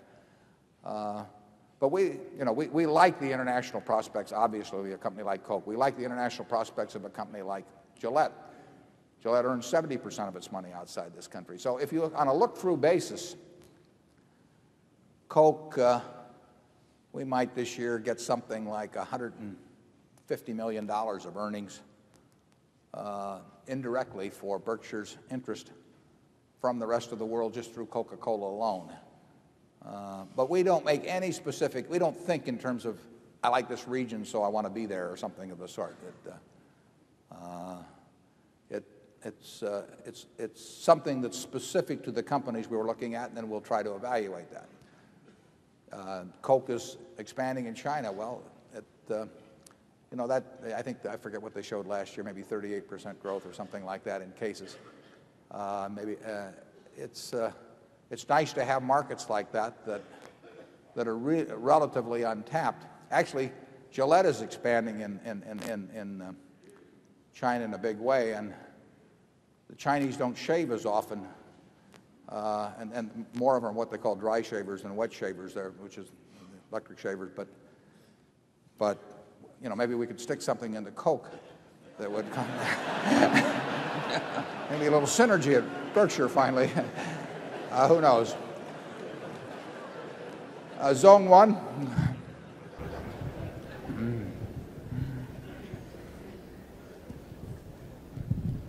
Good morning. I'm Marshall Patton from Bandera, Texas. And back to the insurance losses, what is the comparison between natural disasters and such as the earthquake and so on, and the LA riots?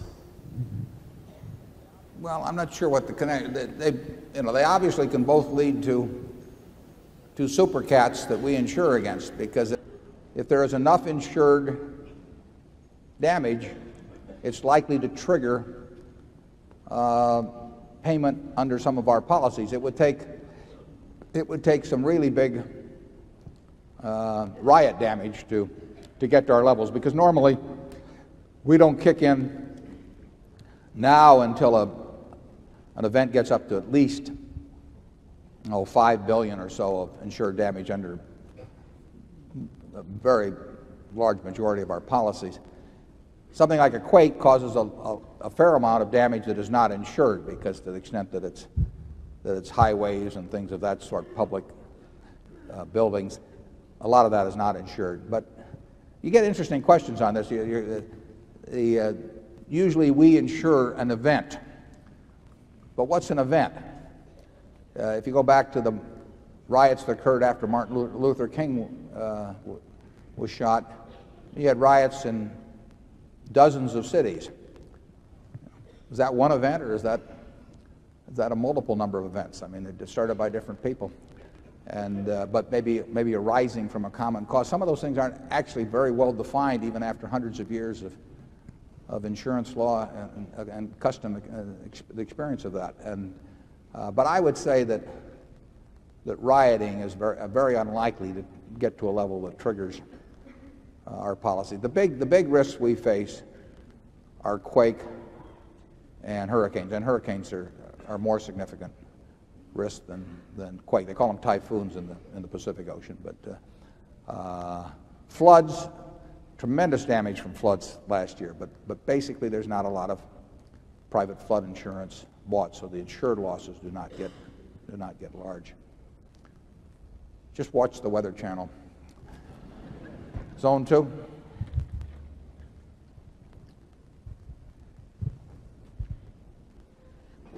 Diane West from Corona Del Mar, California.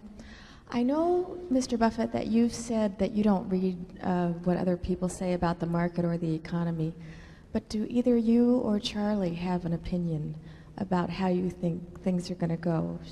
Are you bullish or bearish? You may have trouble believing this, but Charlie and I never have an opinion about the market because it wouldn't be any good, and it might interfere with the opinions we have that are good. If we're right about a business, if we think a business is attractive, it would be very foolish for us to not take action on that because we thought something about what the market was going to do or anything of that sort, because we just don't know. And to give up something that you do know and that is profitable for something that you don't know and won't know because of that, it just doesn't make any sense to us, and it doesn't really make any difference to us. I mean, I bought my first stock, I think, in probably April of 1942 when I was 11. And since then, I mean, actually World War II didn't look so good at that time. I mean, the prospects, they really didn't. I mean, we were not doing well in the Pacific, and I'm not sure I calculated that into my purchase of my 3 shares. But I mean, just think of all the things that have happened since then, atomic weapons and major wars and presidents resigning and all kinds of things, massive inflation at certain times. To give up what you're doing well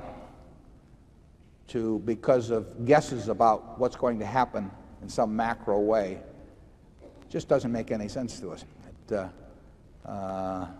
The best thing that can happen from Berkshire's standpoint, we don't wish this on anybody, but over time, is to have markets that go down a tremendous amount. I mean, we are going to be buyers of things over time.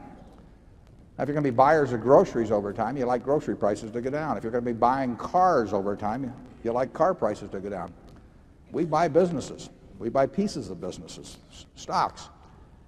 And we're going to be much better off if we can buy those things at an attractive price than if we can't. So we don't have any fear at all. I mean, what we fear is an irrational bull market that's sustained for some long period of time.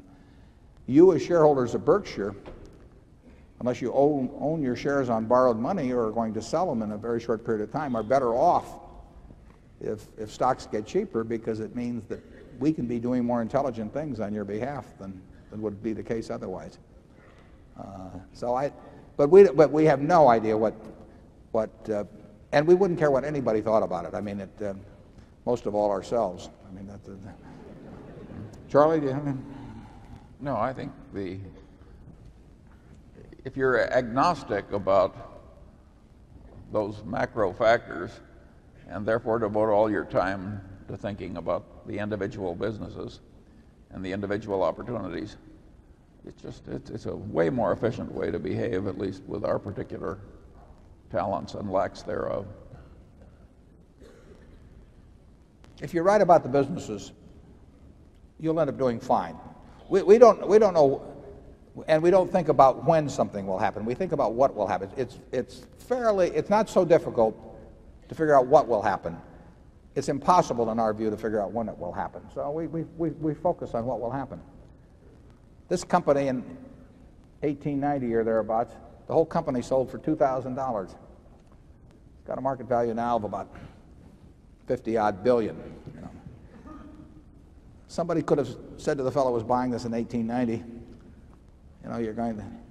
You're going to have a couple of great world wars, and you'll have the panic of 1907. All these things will happen. And wouldn't it be a better idea to wait?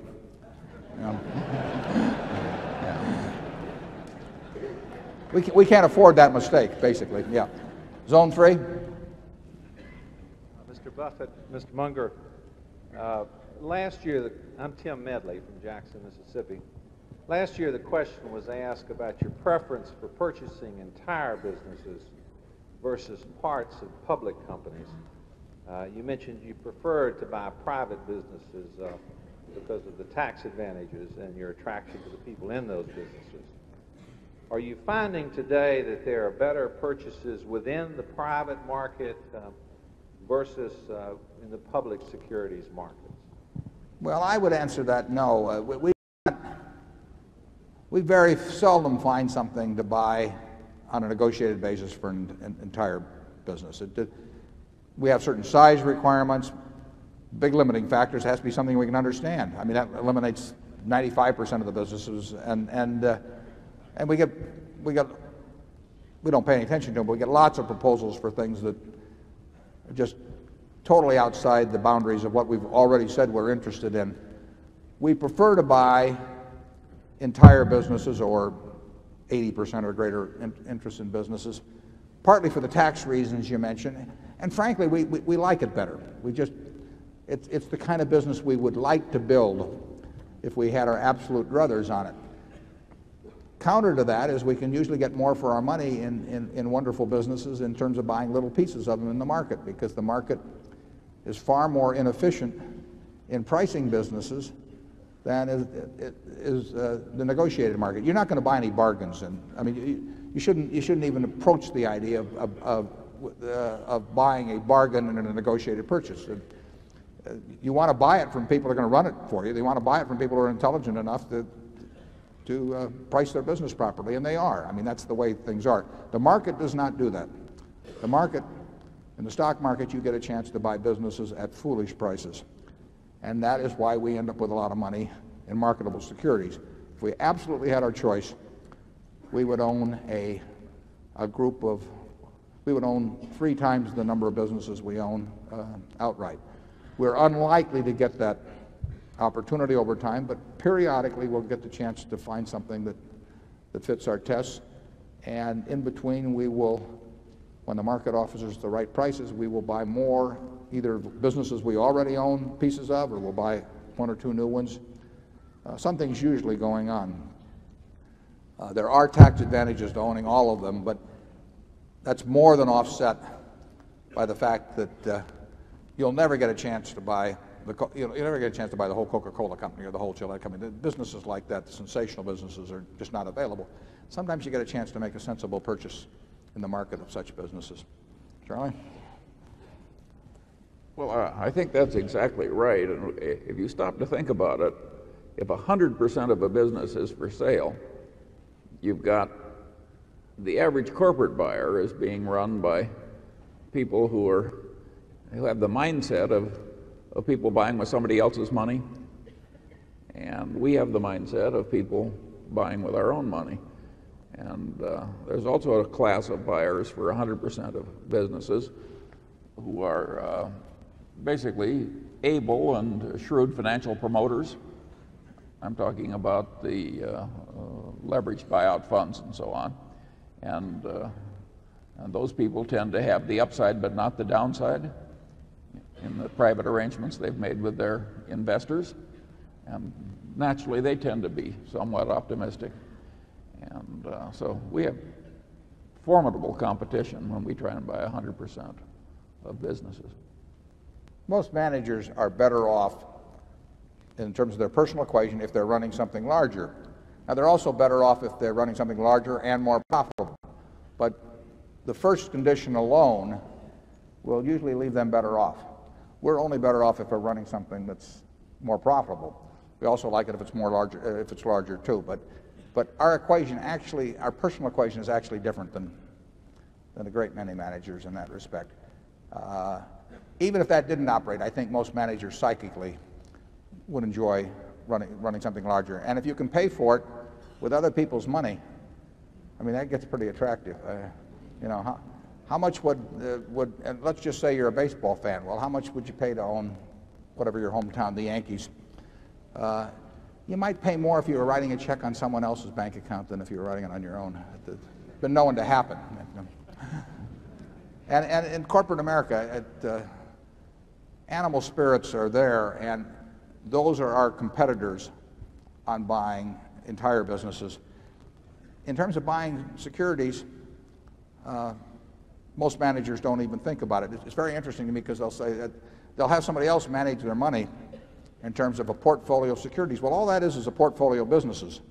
And I'll say, well, why don't you pick out your own portfolio? They'll say, that's much too difficult. And then some guy will come along with some business that they never heard of a week before and give them some figures and a few projections, and the guy thinks he knows enough to buy that business. It's very puzzling to me sometimes. Zone 4.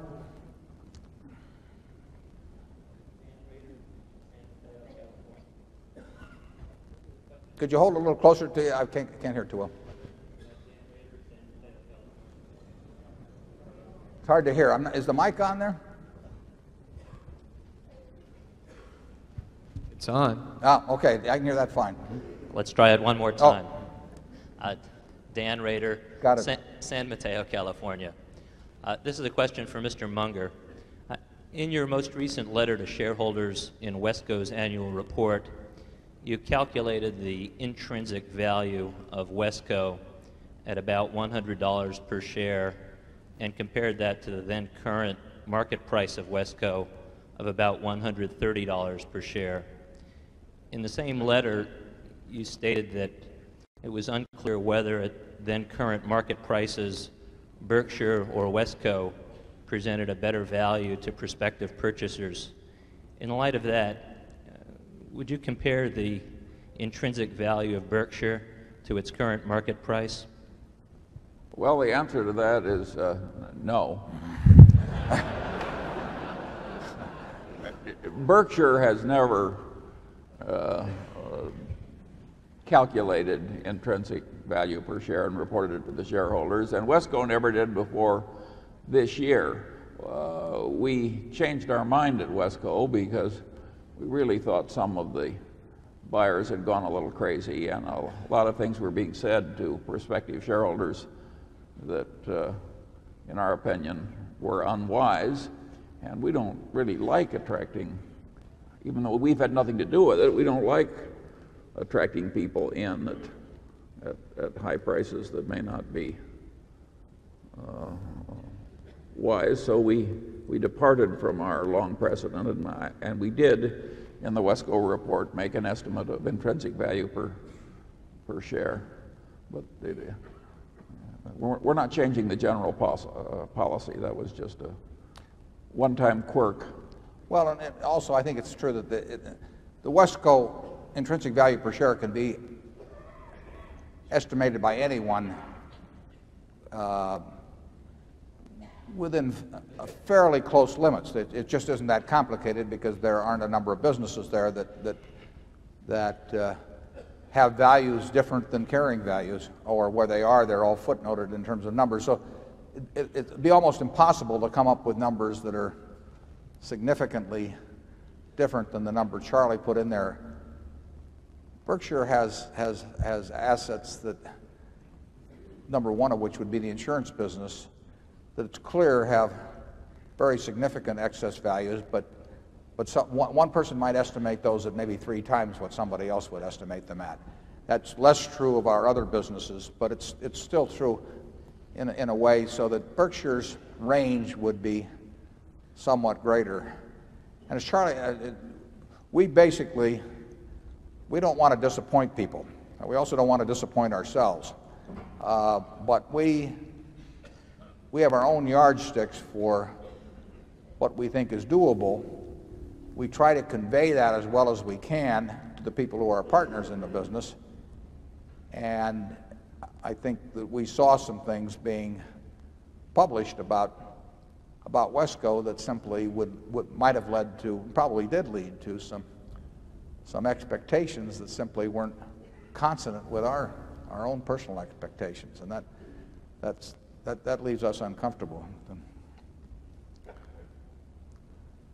Zone 5. Hello, my name is Charles Pyle from Ann Arbor, Michigan. I'd like to ask you to expound on your view of risk in the financial world. And I ask that against the background of what appear to be a number of inconsistencies between your view of risk and the conventional view of risk. I mentioned that in a recent article you pointed out an inconsistency in the use of beta as a measure of risk, which is a common standard. And I mentioned that derivatives are dangerous, and yet you feel comfortable playing in derivatives through Salomon Brothers, and betting on hurricanes is dangerous, and yet you feel comfortable playing with hurricanes through insurance companies. So it appears that you have some view of risk that's inconsistent with what would appear on the face of it to be the conventional view of risk. Well, we do define risk as the possibility of harm or injury, and in that respect, we think it's inextricably wound up in your time horizon for holding an asset. I mean, if your risk is that you're going, if you intend to buy XYZ Corporation at 11:30 this morning and sell it out before the close today, I mean, that is, in our view, that is a very risky transaction, because we think 50% of the time you're going to suffer some harm or injury. If you have a time horizon on a business, we think the risk of buying something like Coca-Cola at the price we bought it at a few years ago is essentially so close to nil in terms of our prospective holding period. But if you ask me the risk of buying Coca-Cola this morning and you're going to sell it tomorrow morning, I say that's a very risky transaction. Now, as I pointed out in the annual report, it became very fashionable in the academic world, and then that spilled over into the financial markets to define risk in terms of volatility, of which beta became a measure. But that measure, that is no measure of risk to us. The risk in terms of our super cat business is not that we lose money in any given year. We know we're going to lose money in some given day, that is for certain, and we're extremely likely to lose money in a given year. Our time horizon of writing that business, would be at least a decade, and we think the probability of losing money over a decade is low. So we feel that in terms of our horizon of investment, that is not a risky business, and it's a whole lot less risky than writing something that's much more predictable. Interesting thing is that using conventional measures of risk, something whose return varies from year to year between plus 20% and plus 80% is riskier as defined than something whose return is 5% a year every year. We just think the financial world has gone haywire in terms of measures of risk. We look at what we do. We are perfectly willing to lose money on a given transaction, arbitrage being an example, any given insurance policy being another example. We are perfectly willing to lose money on any given transaction. We are not willing to enter into transactions in which we think the probability of doing a number of mutually independent events, but of a similar type, has an expectancy of loss. And we hope that we are entering into our transactions where our calculations of those probabilities have validity. And to do so, we try to narrow it down. There are a whole bunch of things we just won't do because we don't think we can write the equation on them. But we basically, Charlie and I, by nature, are pretty risk averse, but we are very willing to enter into transactions. If we knew it was an honest coin, and someone wanted to give us 7 to 5 or something of the sort on one flip, how much of Berkshire's net worth would we put on that flip? Well, it would sound like a big number to you. It would not be a huge percentage of the net worth, but it would be a significant number. We will do things when probabilities favor us. Charlie? Yeah, I would say we try and think like Fermat and Pascal, as if they'd never heard of modern finance theory. I really think that a lot of modern finance theory can only be described as disgusting.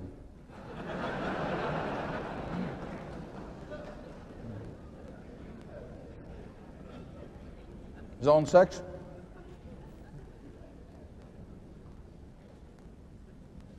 Good morning. I'm Paul Miller from Kansas City, Missouri. I've got two questions. First, not too long ago, I believe it was Fortune magazine that ran an article regarding personal tax rates. And at the risk of misquoting you, my recollection is that you favored higher personal rates even higher than those proposed by those in Washington. The second question is, I've heard Berkshire Hathaway referred to as nothing more than a high-priced rich man's mutual fund. Would you care to comment on that also? Well, on tax rates, if you ask me what I personally favor, I personally favor a steeply progressive consumption tax. That has a little more attention being paid to it now, although the steeply progressive might be modified by most of the advocates of the consumption tax, maybe to mildly progressive or something of the sort. There's a non Domenici proposal along that line, and there are other people that are talking about it more. It may be examined by the new Kerry Danforth Commission, of which we've got a member in the audience. But I believe in, one way or another, I believe in progressive taxes. And so I am not shocked in terms of my own situation, and I don't think Charlie is particularly, about having a progressive income tax, although, like I say, I think society would run better over time if it were a progressive consumption tax instead. Do you want to comment on the tax situation you're on? Well, I think there is a point at which income taxes become quite counterproductive if the progression is too high. But I don't think we're there yet. We think, at least I think, I'm extraordinarily well treated by the society. I think most people with high incomes are. I think if you transported most of them to Bangladesh or Peru or something, they would find out how much of it is them and how much is the society. And I think there's nothing better than a market system in terms of motivating people and in terms of producing the goods and services that the society wants. But I do think it gets a little out of whack in terms of what the productivity maybe of an outstanding teacher compared to somebody who is good at figuring out the intrinsic value of businesses. I don't have a better system on the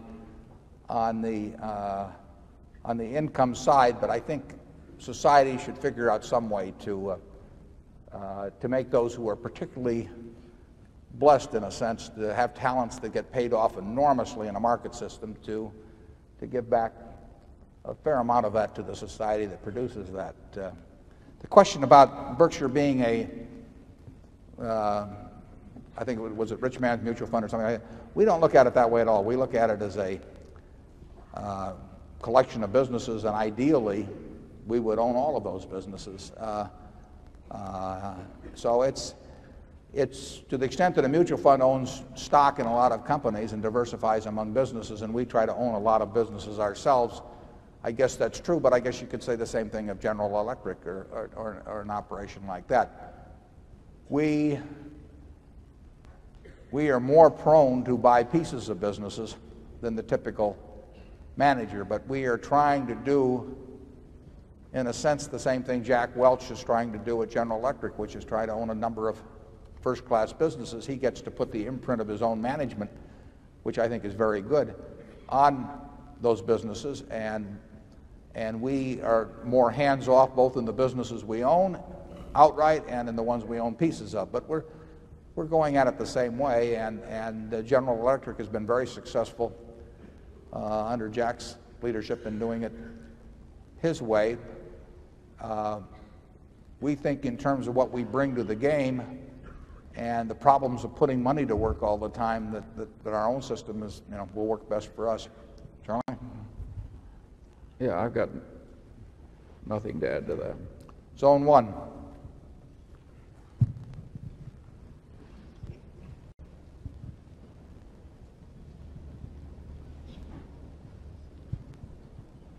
Hello, I'm Christopher Davis from New York City. I'm interested in that many of the holdings of Berkshire are in industries that are perceived as interest rate sensitive industries, including Wells Fargo, Solomon, Freddie Mac, even Geico. And yet you have an admitted sort of ambivalence towards interest rates or changes in interest rates, and it therefore seems that you don't feel that those changes affect the fundamental attractiveness of those businesses. I thought maybe you could share your thoughts on what you see in these businesses that the investment community as a whole is ignoring. Well, the value of every business, the value of a farm, the value of an apartment house, the value of any economic asset is 100% sensitive to interest rates, because all you are doing in investing is transferring some money to somebody now in exchange for what you expect a stream of money to come in over a period of time. And the higher interest rates are, the lower the present value is going to be. So every business by its nature, whether it's Coca-Cola or Gillette or Wells Fargo, is in its intrinsic valuation is 100% sensitive to interest rates. Now the question as to whether a Wells Fargo or a Freddie Mac or whatever it may be, whether their business gets better or worse internally as opposed to the valuation process because of higher interest rates, that is not easy to figure. I mean, Geico, if they write their insurance business at the same underwriting ratio, in other words, they have the same loss and expense experience relative to premiums, they benefit by higher interest rates, obviously, over time, because they're a float business and the float is worth more to them. Now, externally, getting back to the valuation part, the present value of those earnings also becomes less then, but the present value of Coke's earnings becomes less in a higher interest rate environment.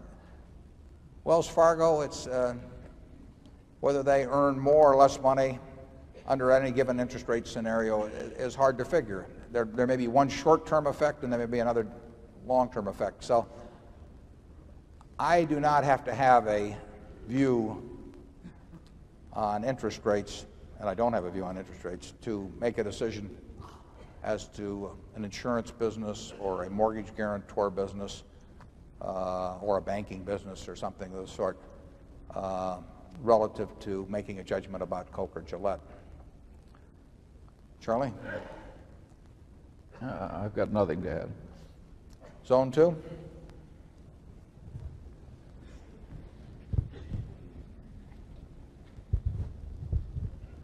Hello, I'm Benjamin Barron from New York.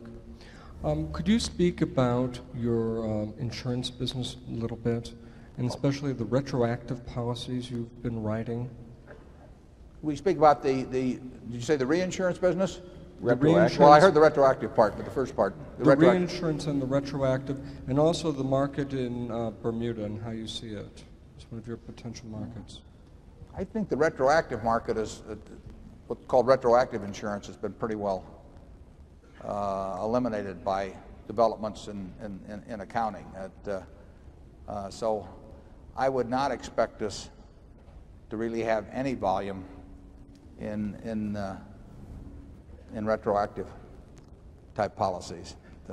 Now, when we write workers' comp with a policyholder dividend, in effect, that's a retroactive policy. But that's a small part of Berkshire's business. Did I answer what you were driving at there? Pardon me? Did you get the insurance? Just comment on the development of the insurance business in Bermuda. Oh, Bermuda is simply a new competitor. They're not so new. I mean, there have been companies in Bermuda before, but in the last 15 months, 18 months, maybe there's been $4 billion plus raised, and because for tax reasons, maybe other reasons as well, but certainly for tax reasons, that capacity has been concentrated in Bermuda-based, Bermuda-domiciled reinsurers. But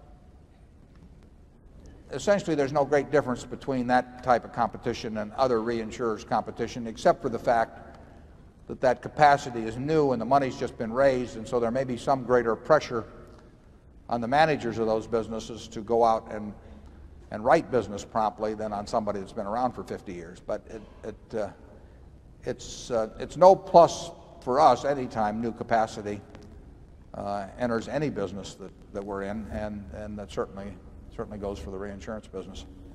Reinsurance business, by its nature, will be a business in which some very stupid things are done en masse, periodically. I mean, you can be doing dumb things and not know it in reinsurance, and then all of a sudden wake up and find out the money is gone. And it's what people have found out. And I used that line in the report a year ago. It's what people have found out that were speculating on bonds with low margins recently. That you don't find out who's been swimming naked until the tide goes out. And essentially, that's what happens in reinsurance. You really don't find out who's been swimming naked till the wind blows. Zone 3.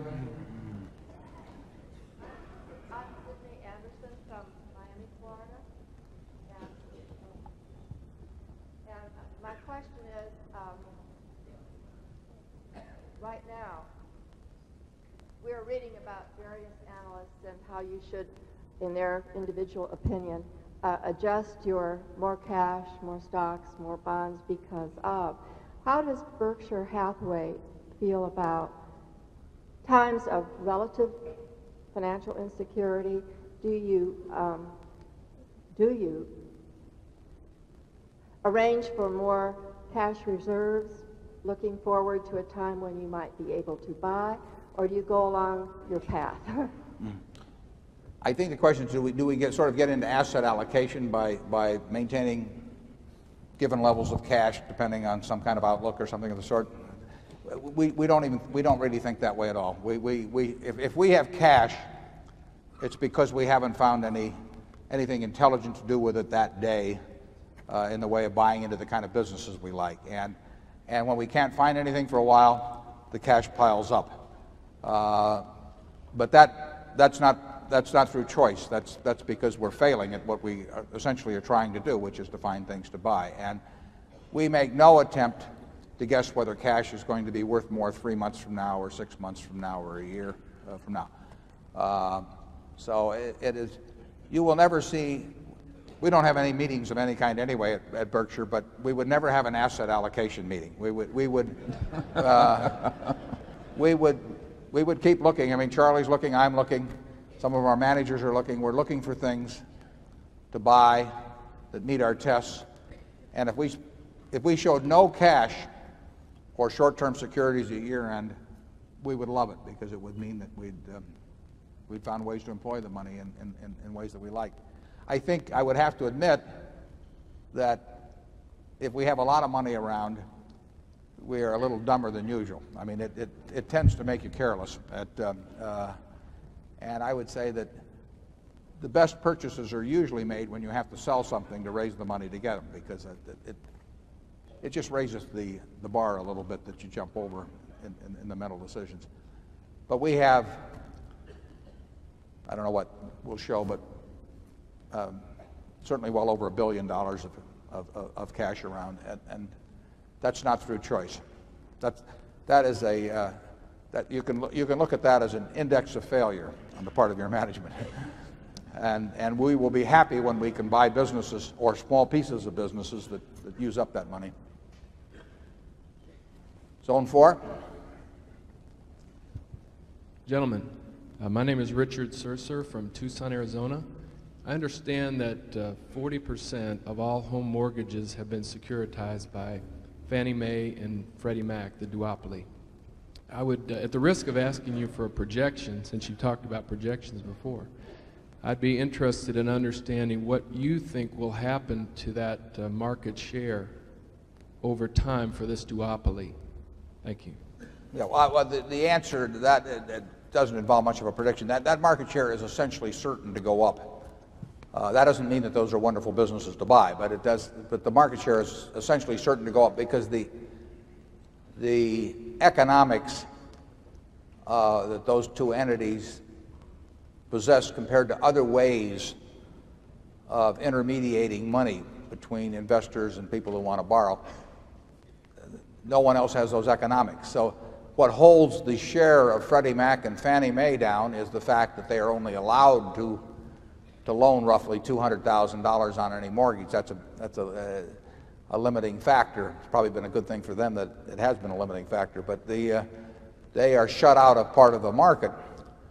But the market that they are in, they essentially have economics that other people can't touch for intermediating money, including the savings and loan business that we were in. We had a business that intermediated money, went out and got it from depositors and lent it to people who wanted to borrow on a home. Freddie Mac and Fannie Mae do it the same way. They don't do exactly the same way, but they perform the same function. And they could do it so much more cheaply than we could do it by having branches or anything of the sort and paying the insurance fee we paid. They're going to get the business. They should get the business. And so their market share will grow. Charlie? Well, I think that's right. You're doing great. Zone 5. Good morning. I'm Sarah Pruitt from Milwaukee, Wisconsin. And I wondered if you feel that the speed with which information is available and disseminated today has affected your business buying decision process. And do you believe that speed has caused you to miss opportunities? Question about C's expanding? No. Does the speed of information today affect our decision-making process? No, I would say that we perform about like we were doing 30 or 40 years ago. I mean, we read annual reports. The speed of information really doesn't make any difference to us. It's the processing and finally coming to some judgment that actually has some utility. That is, that it's a judgment about the price of a business or a part of a business, a security, versus what it's essentially worth, and none of that involves anything to do really with quick information. It involves getting good information, but usually it's not. We're not looking for needles in haystacks or anything of the sort. You know, we like haystacks, not needles, basically, and we want it to shout at us. And I would say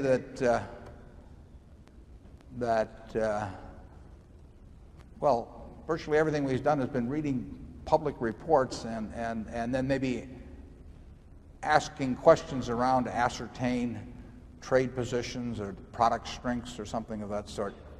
But we never have to. We can make decisions very fast. I mean, we get called on a business or we can make up our mind whether we're interested in 2 or 3 minutes. I mean, that takes no time. We may have to do a little checking on a few things subsequently.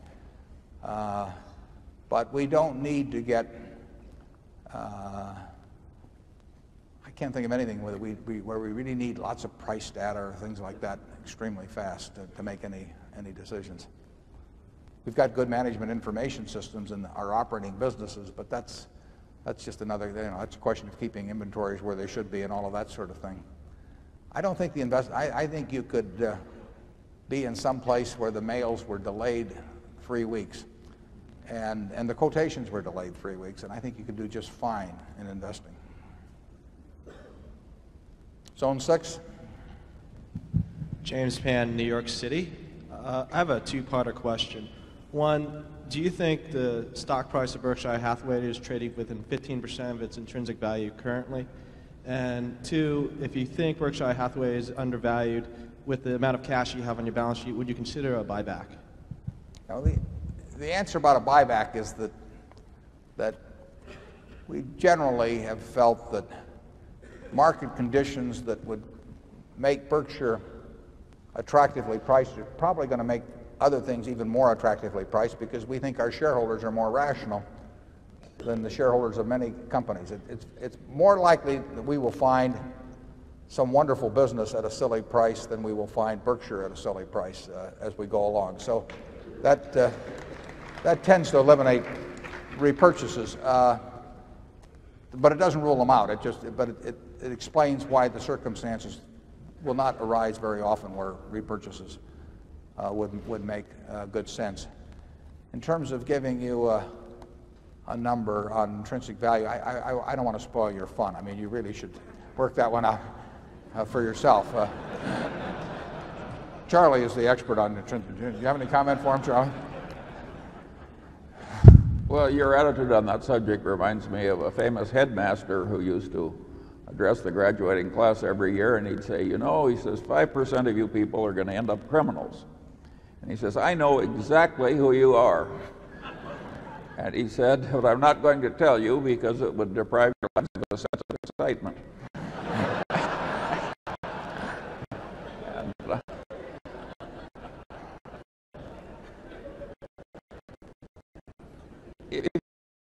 companies that constantly told their shareholders what the intrinsic value was were the real estate holding companies in corporate form. And I must say that the amount of folly and misbehavior that crept into that process was disgusting. We would be associating with a bad group if we were to change our ways. Bill Zeckendorf Sr., I think, was probably the first one to do that with Webb and Knapp back in the late 50s. I still have those annual reports, and he would announce, you know, like to 8 decimal places what the intrinsic value of Webb and Knapp was, and he did it right till the day they filed for Chapter 11. I remember that well because somebody said that he fell into bankruptcy, and somebody else said, how can you fall off a pancake?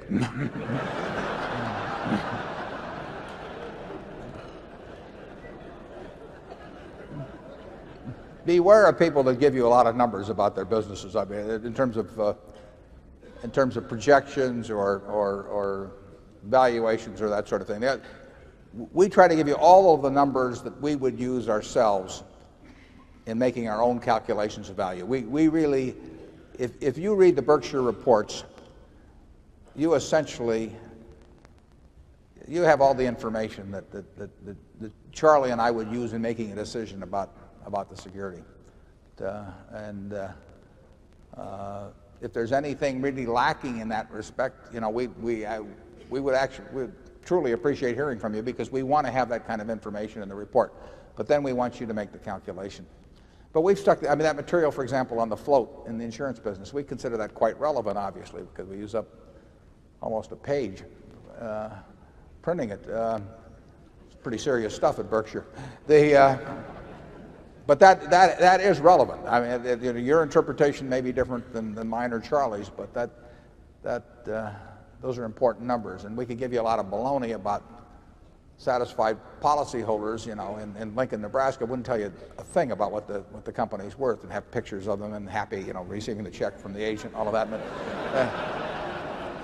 we're not going to do that. At Zone 1. Mike Macy from Indianapolis. I have really enjoyed reading your annual letters and your annual report, and I've gone back and read all the older ones too. They're terrific. I have also enjoyed reading the 2 books by Peter Lynch, and I see a lot of commonalities between the two of you, the way you think and your philosophy, etc. I'd certainly appreciate it if you'd make a few comments on what you think of Peter Lynch, the things he says in his 2 books, and the advice that he gives to investors. Thank you. I know Peter. I don't know him well, but we played bridge together in Omaha, as a matter of fact. And I like him personally, and obviously he has an outstanding record, and he has written those 2 books which have been bestsellers about his investment philosophy. I don't really have anything. You know, I'm not going to embroider on his. There's certainly a fair amount of overlap. There's some difference. Peter obviously likes to diversify a lot more than I do. I mean, he owns more stocks than the names of companies I can remember. I mean, but that's Peter. And I've said in investing in the past that there's more than one way to get to heaven, and that there isn't a true religion in this, but there's some very useful religions. And Peter's got one, and I think we've got one that's useful too. And there is a lot of overlap. But I would not do as well if I tried to do it the way Peter does it, and he probably wouldn't do as well if he tried to do it exactly the way I do it. I like him personally very much. He's a high-grade guy. Zone 2.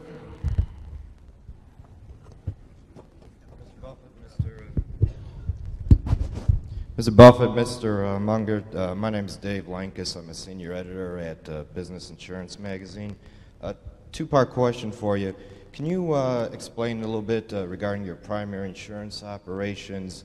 What drove up written premiums by more than 50% last year, and if you expect that to continue this year?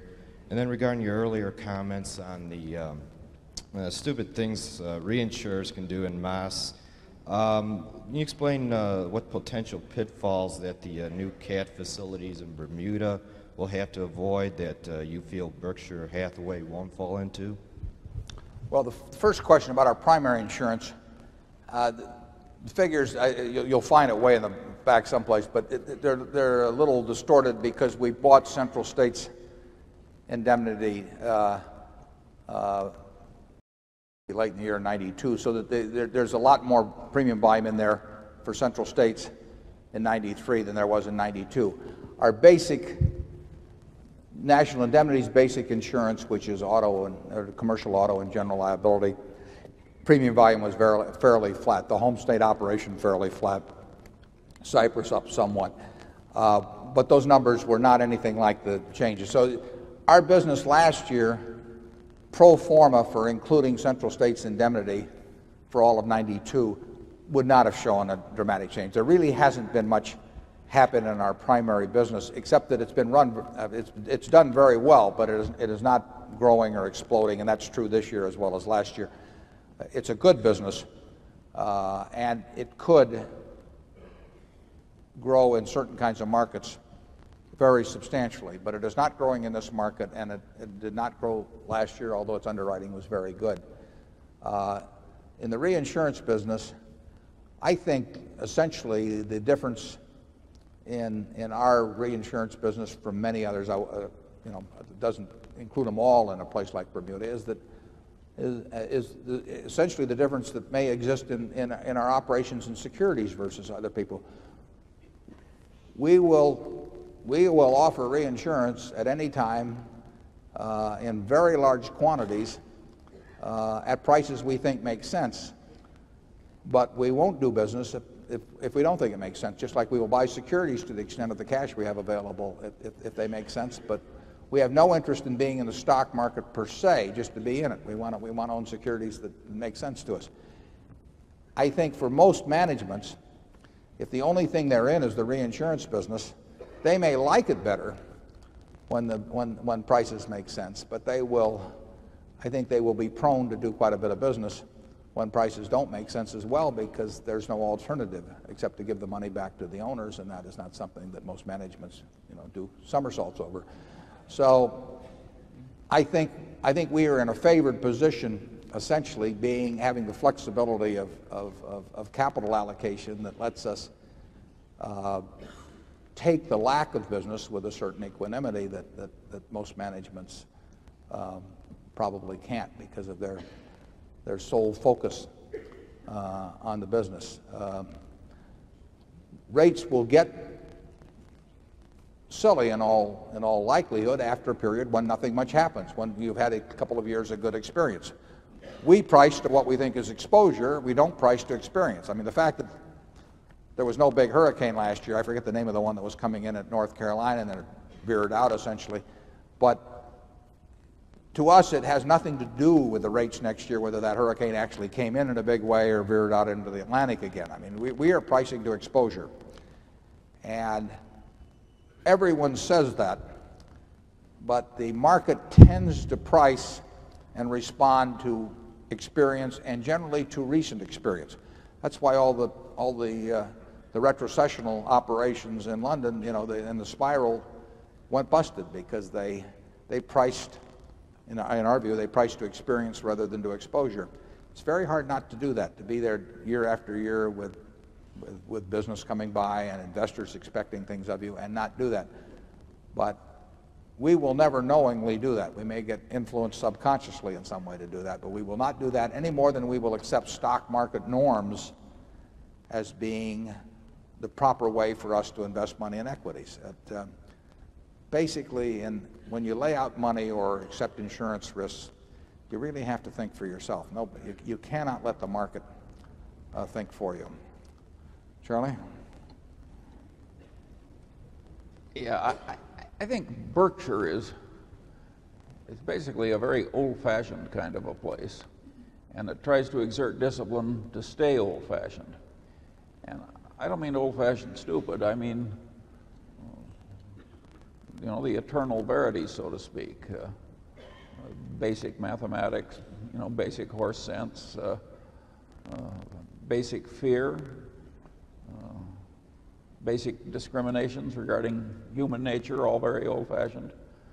And if you just do that with a certain amount of discipline, I think it's likely to work out quite well. Dolan Free. David Gottesman from New York. It's no wonder that this meeting draws stockholders from all over the country. And despite the talk about age today, I'm happy to say this meeting gets better every year. Berkshire stands unique in American business as a company whose name has become synonymous with management excellence. Unlike many American corporations, we as stockholders don't have to worry about reorganizations, large write-offs, massive restructurings, overstated earnings, and overpaid executives with strategic visions. Instead, year in and year out, we enjoy the benefits of the common sense and brilliance of Charlie and Warren.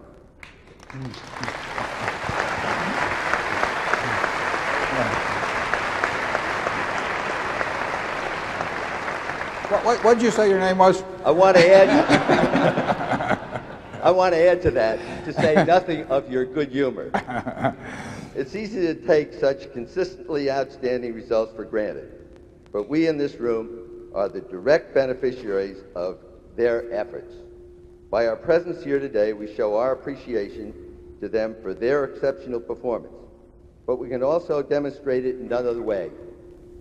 I would like to suggest we give them a rousing hand of applause for a job well done. Thank you.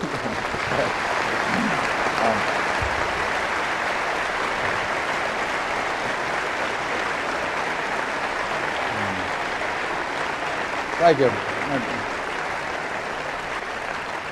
That was Sandy Gottesman. We've worked together for 30 odd years, and he's finally got that down. I appreciate that, Sandy. With that, we will adjourn, and anyone who wants to stay around, we'll reconvene in 15 minutes, and then we'll be here till about 1:15. And for the rest of you, there's buses, candy, etc., world books out there. Thank you.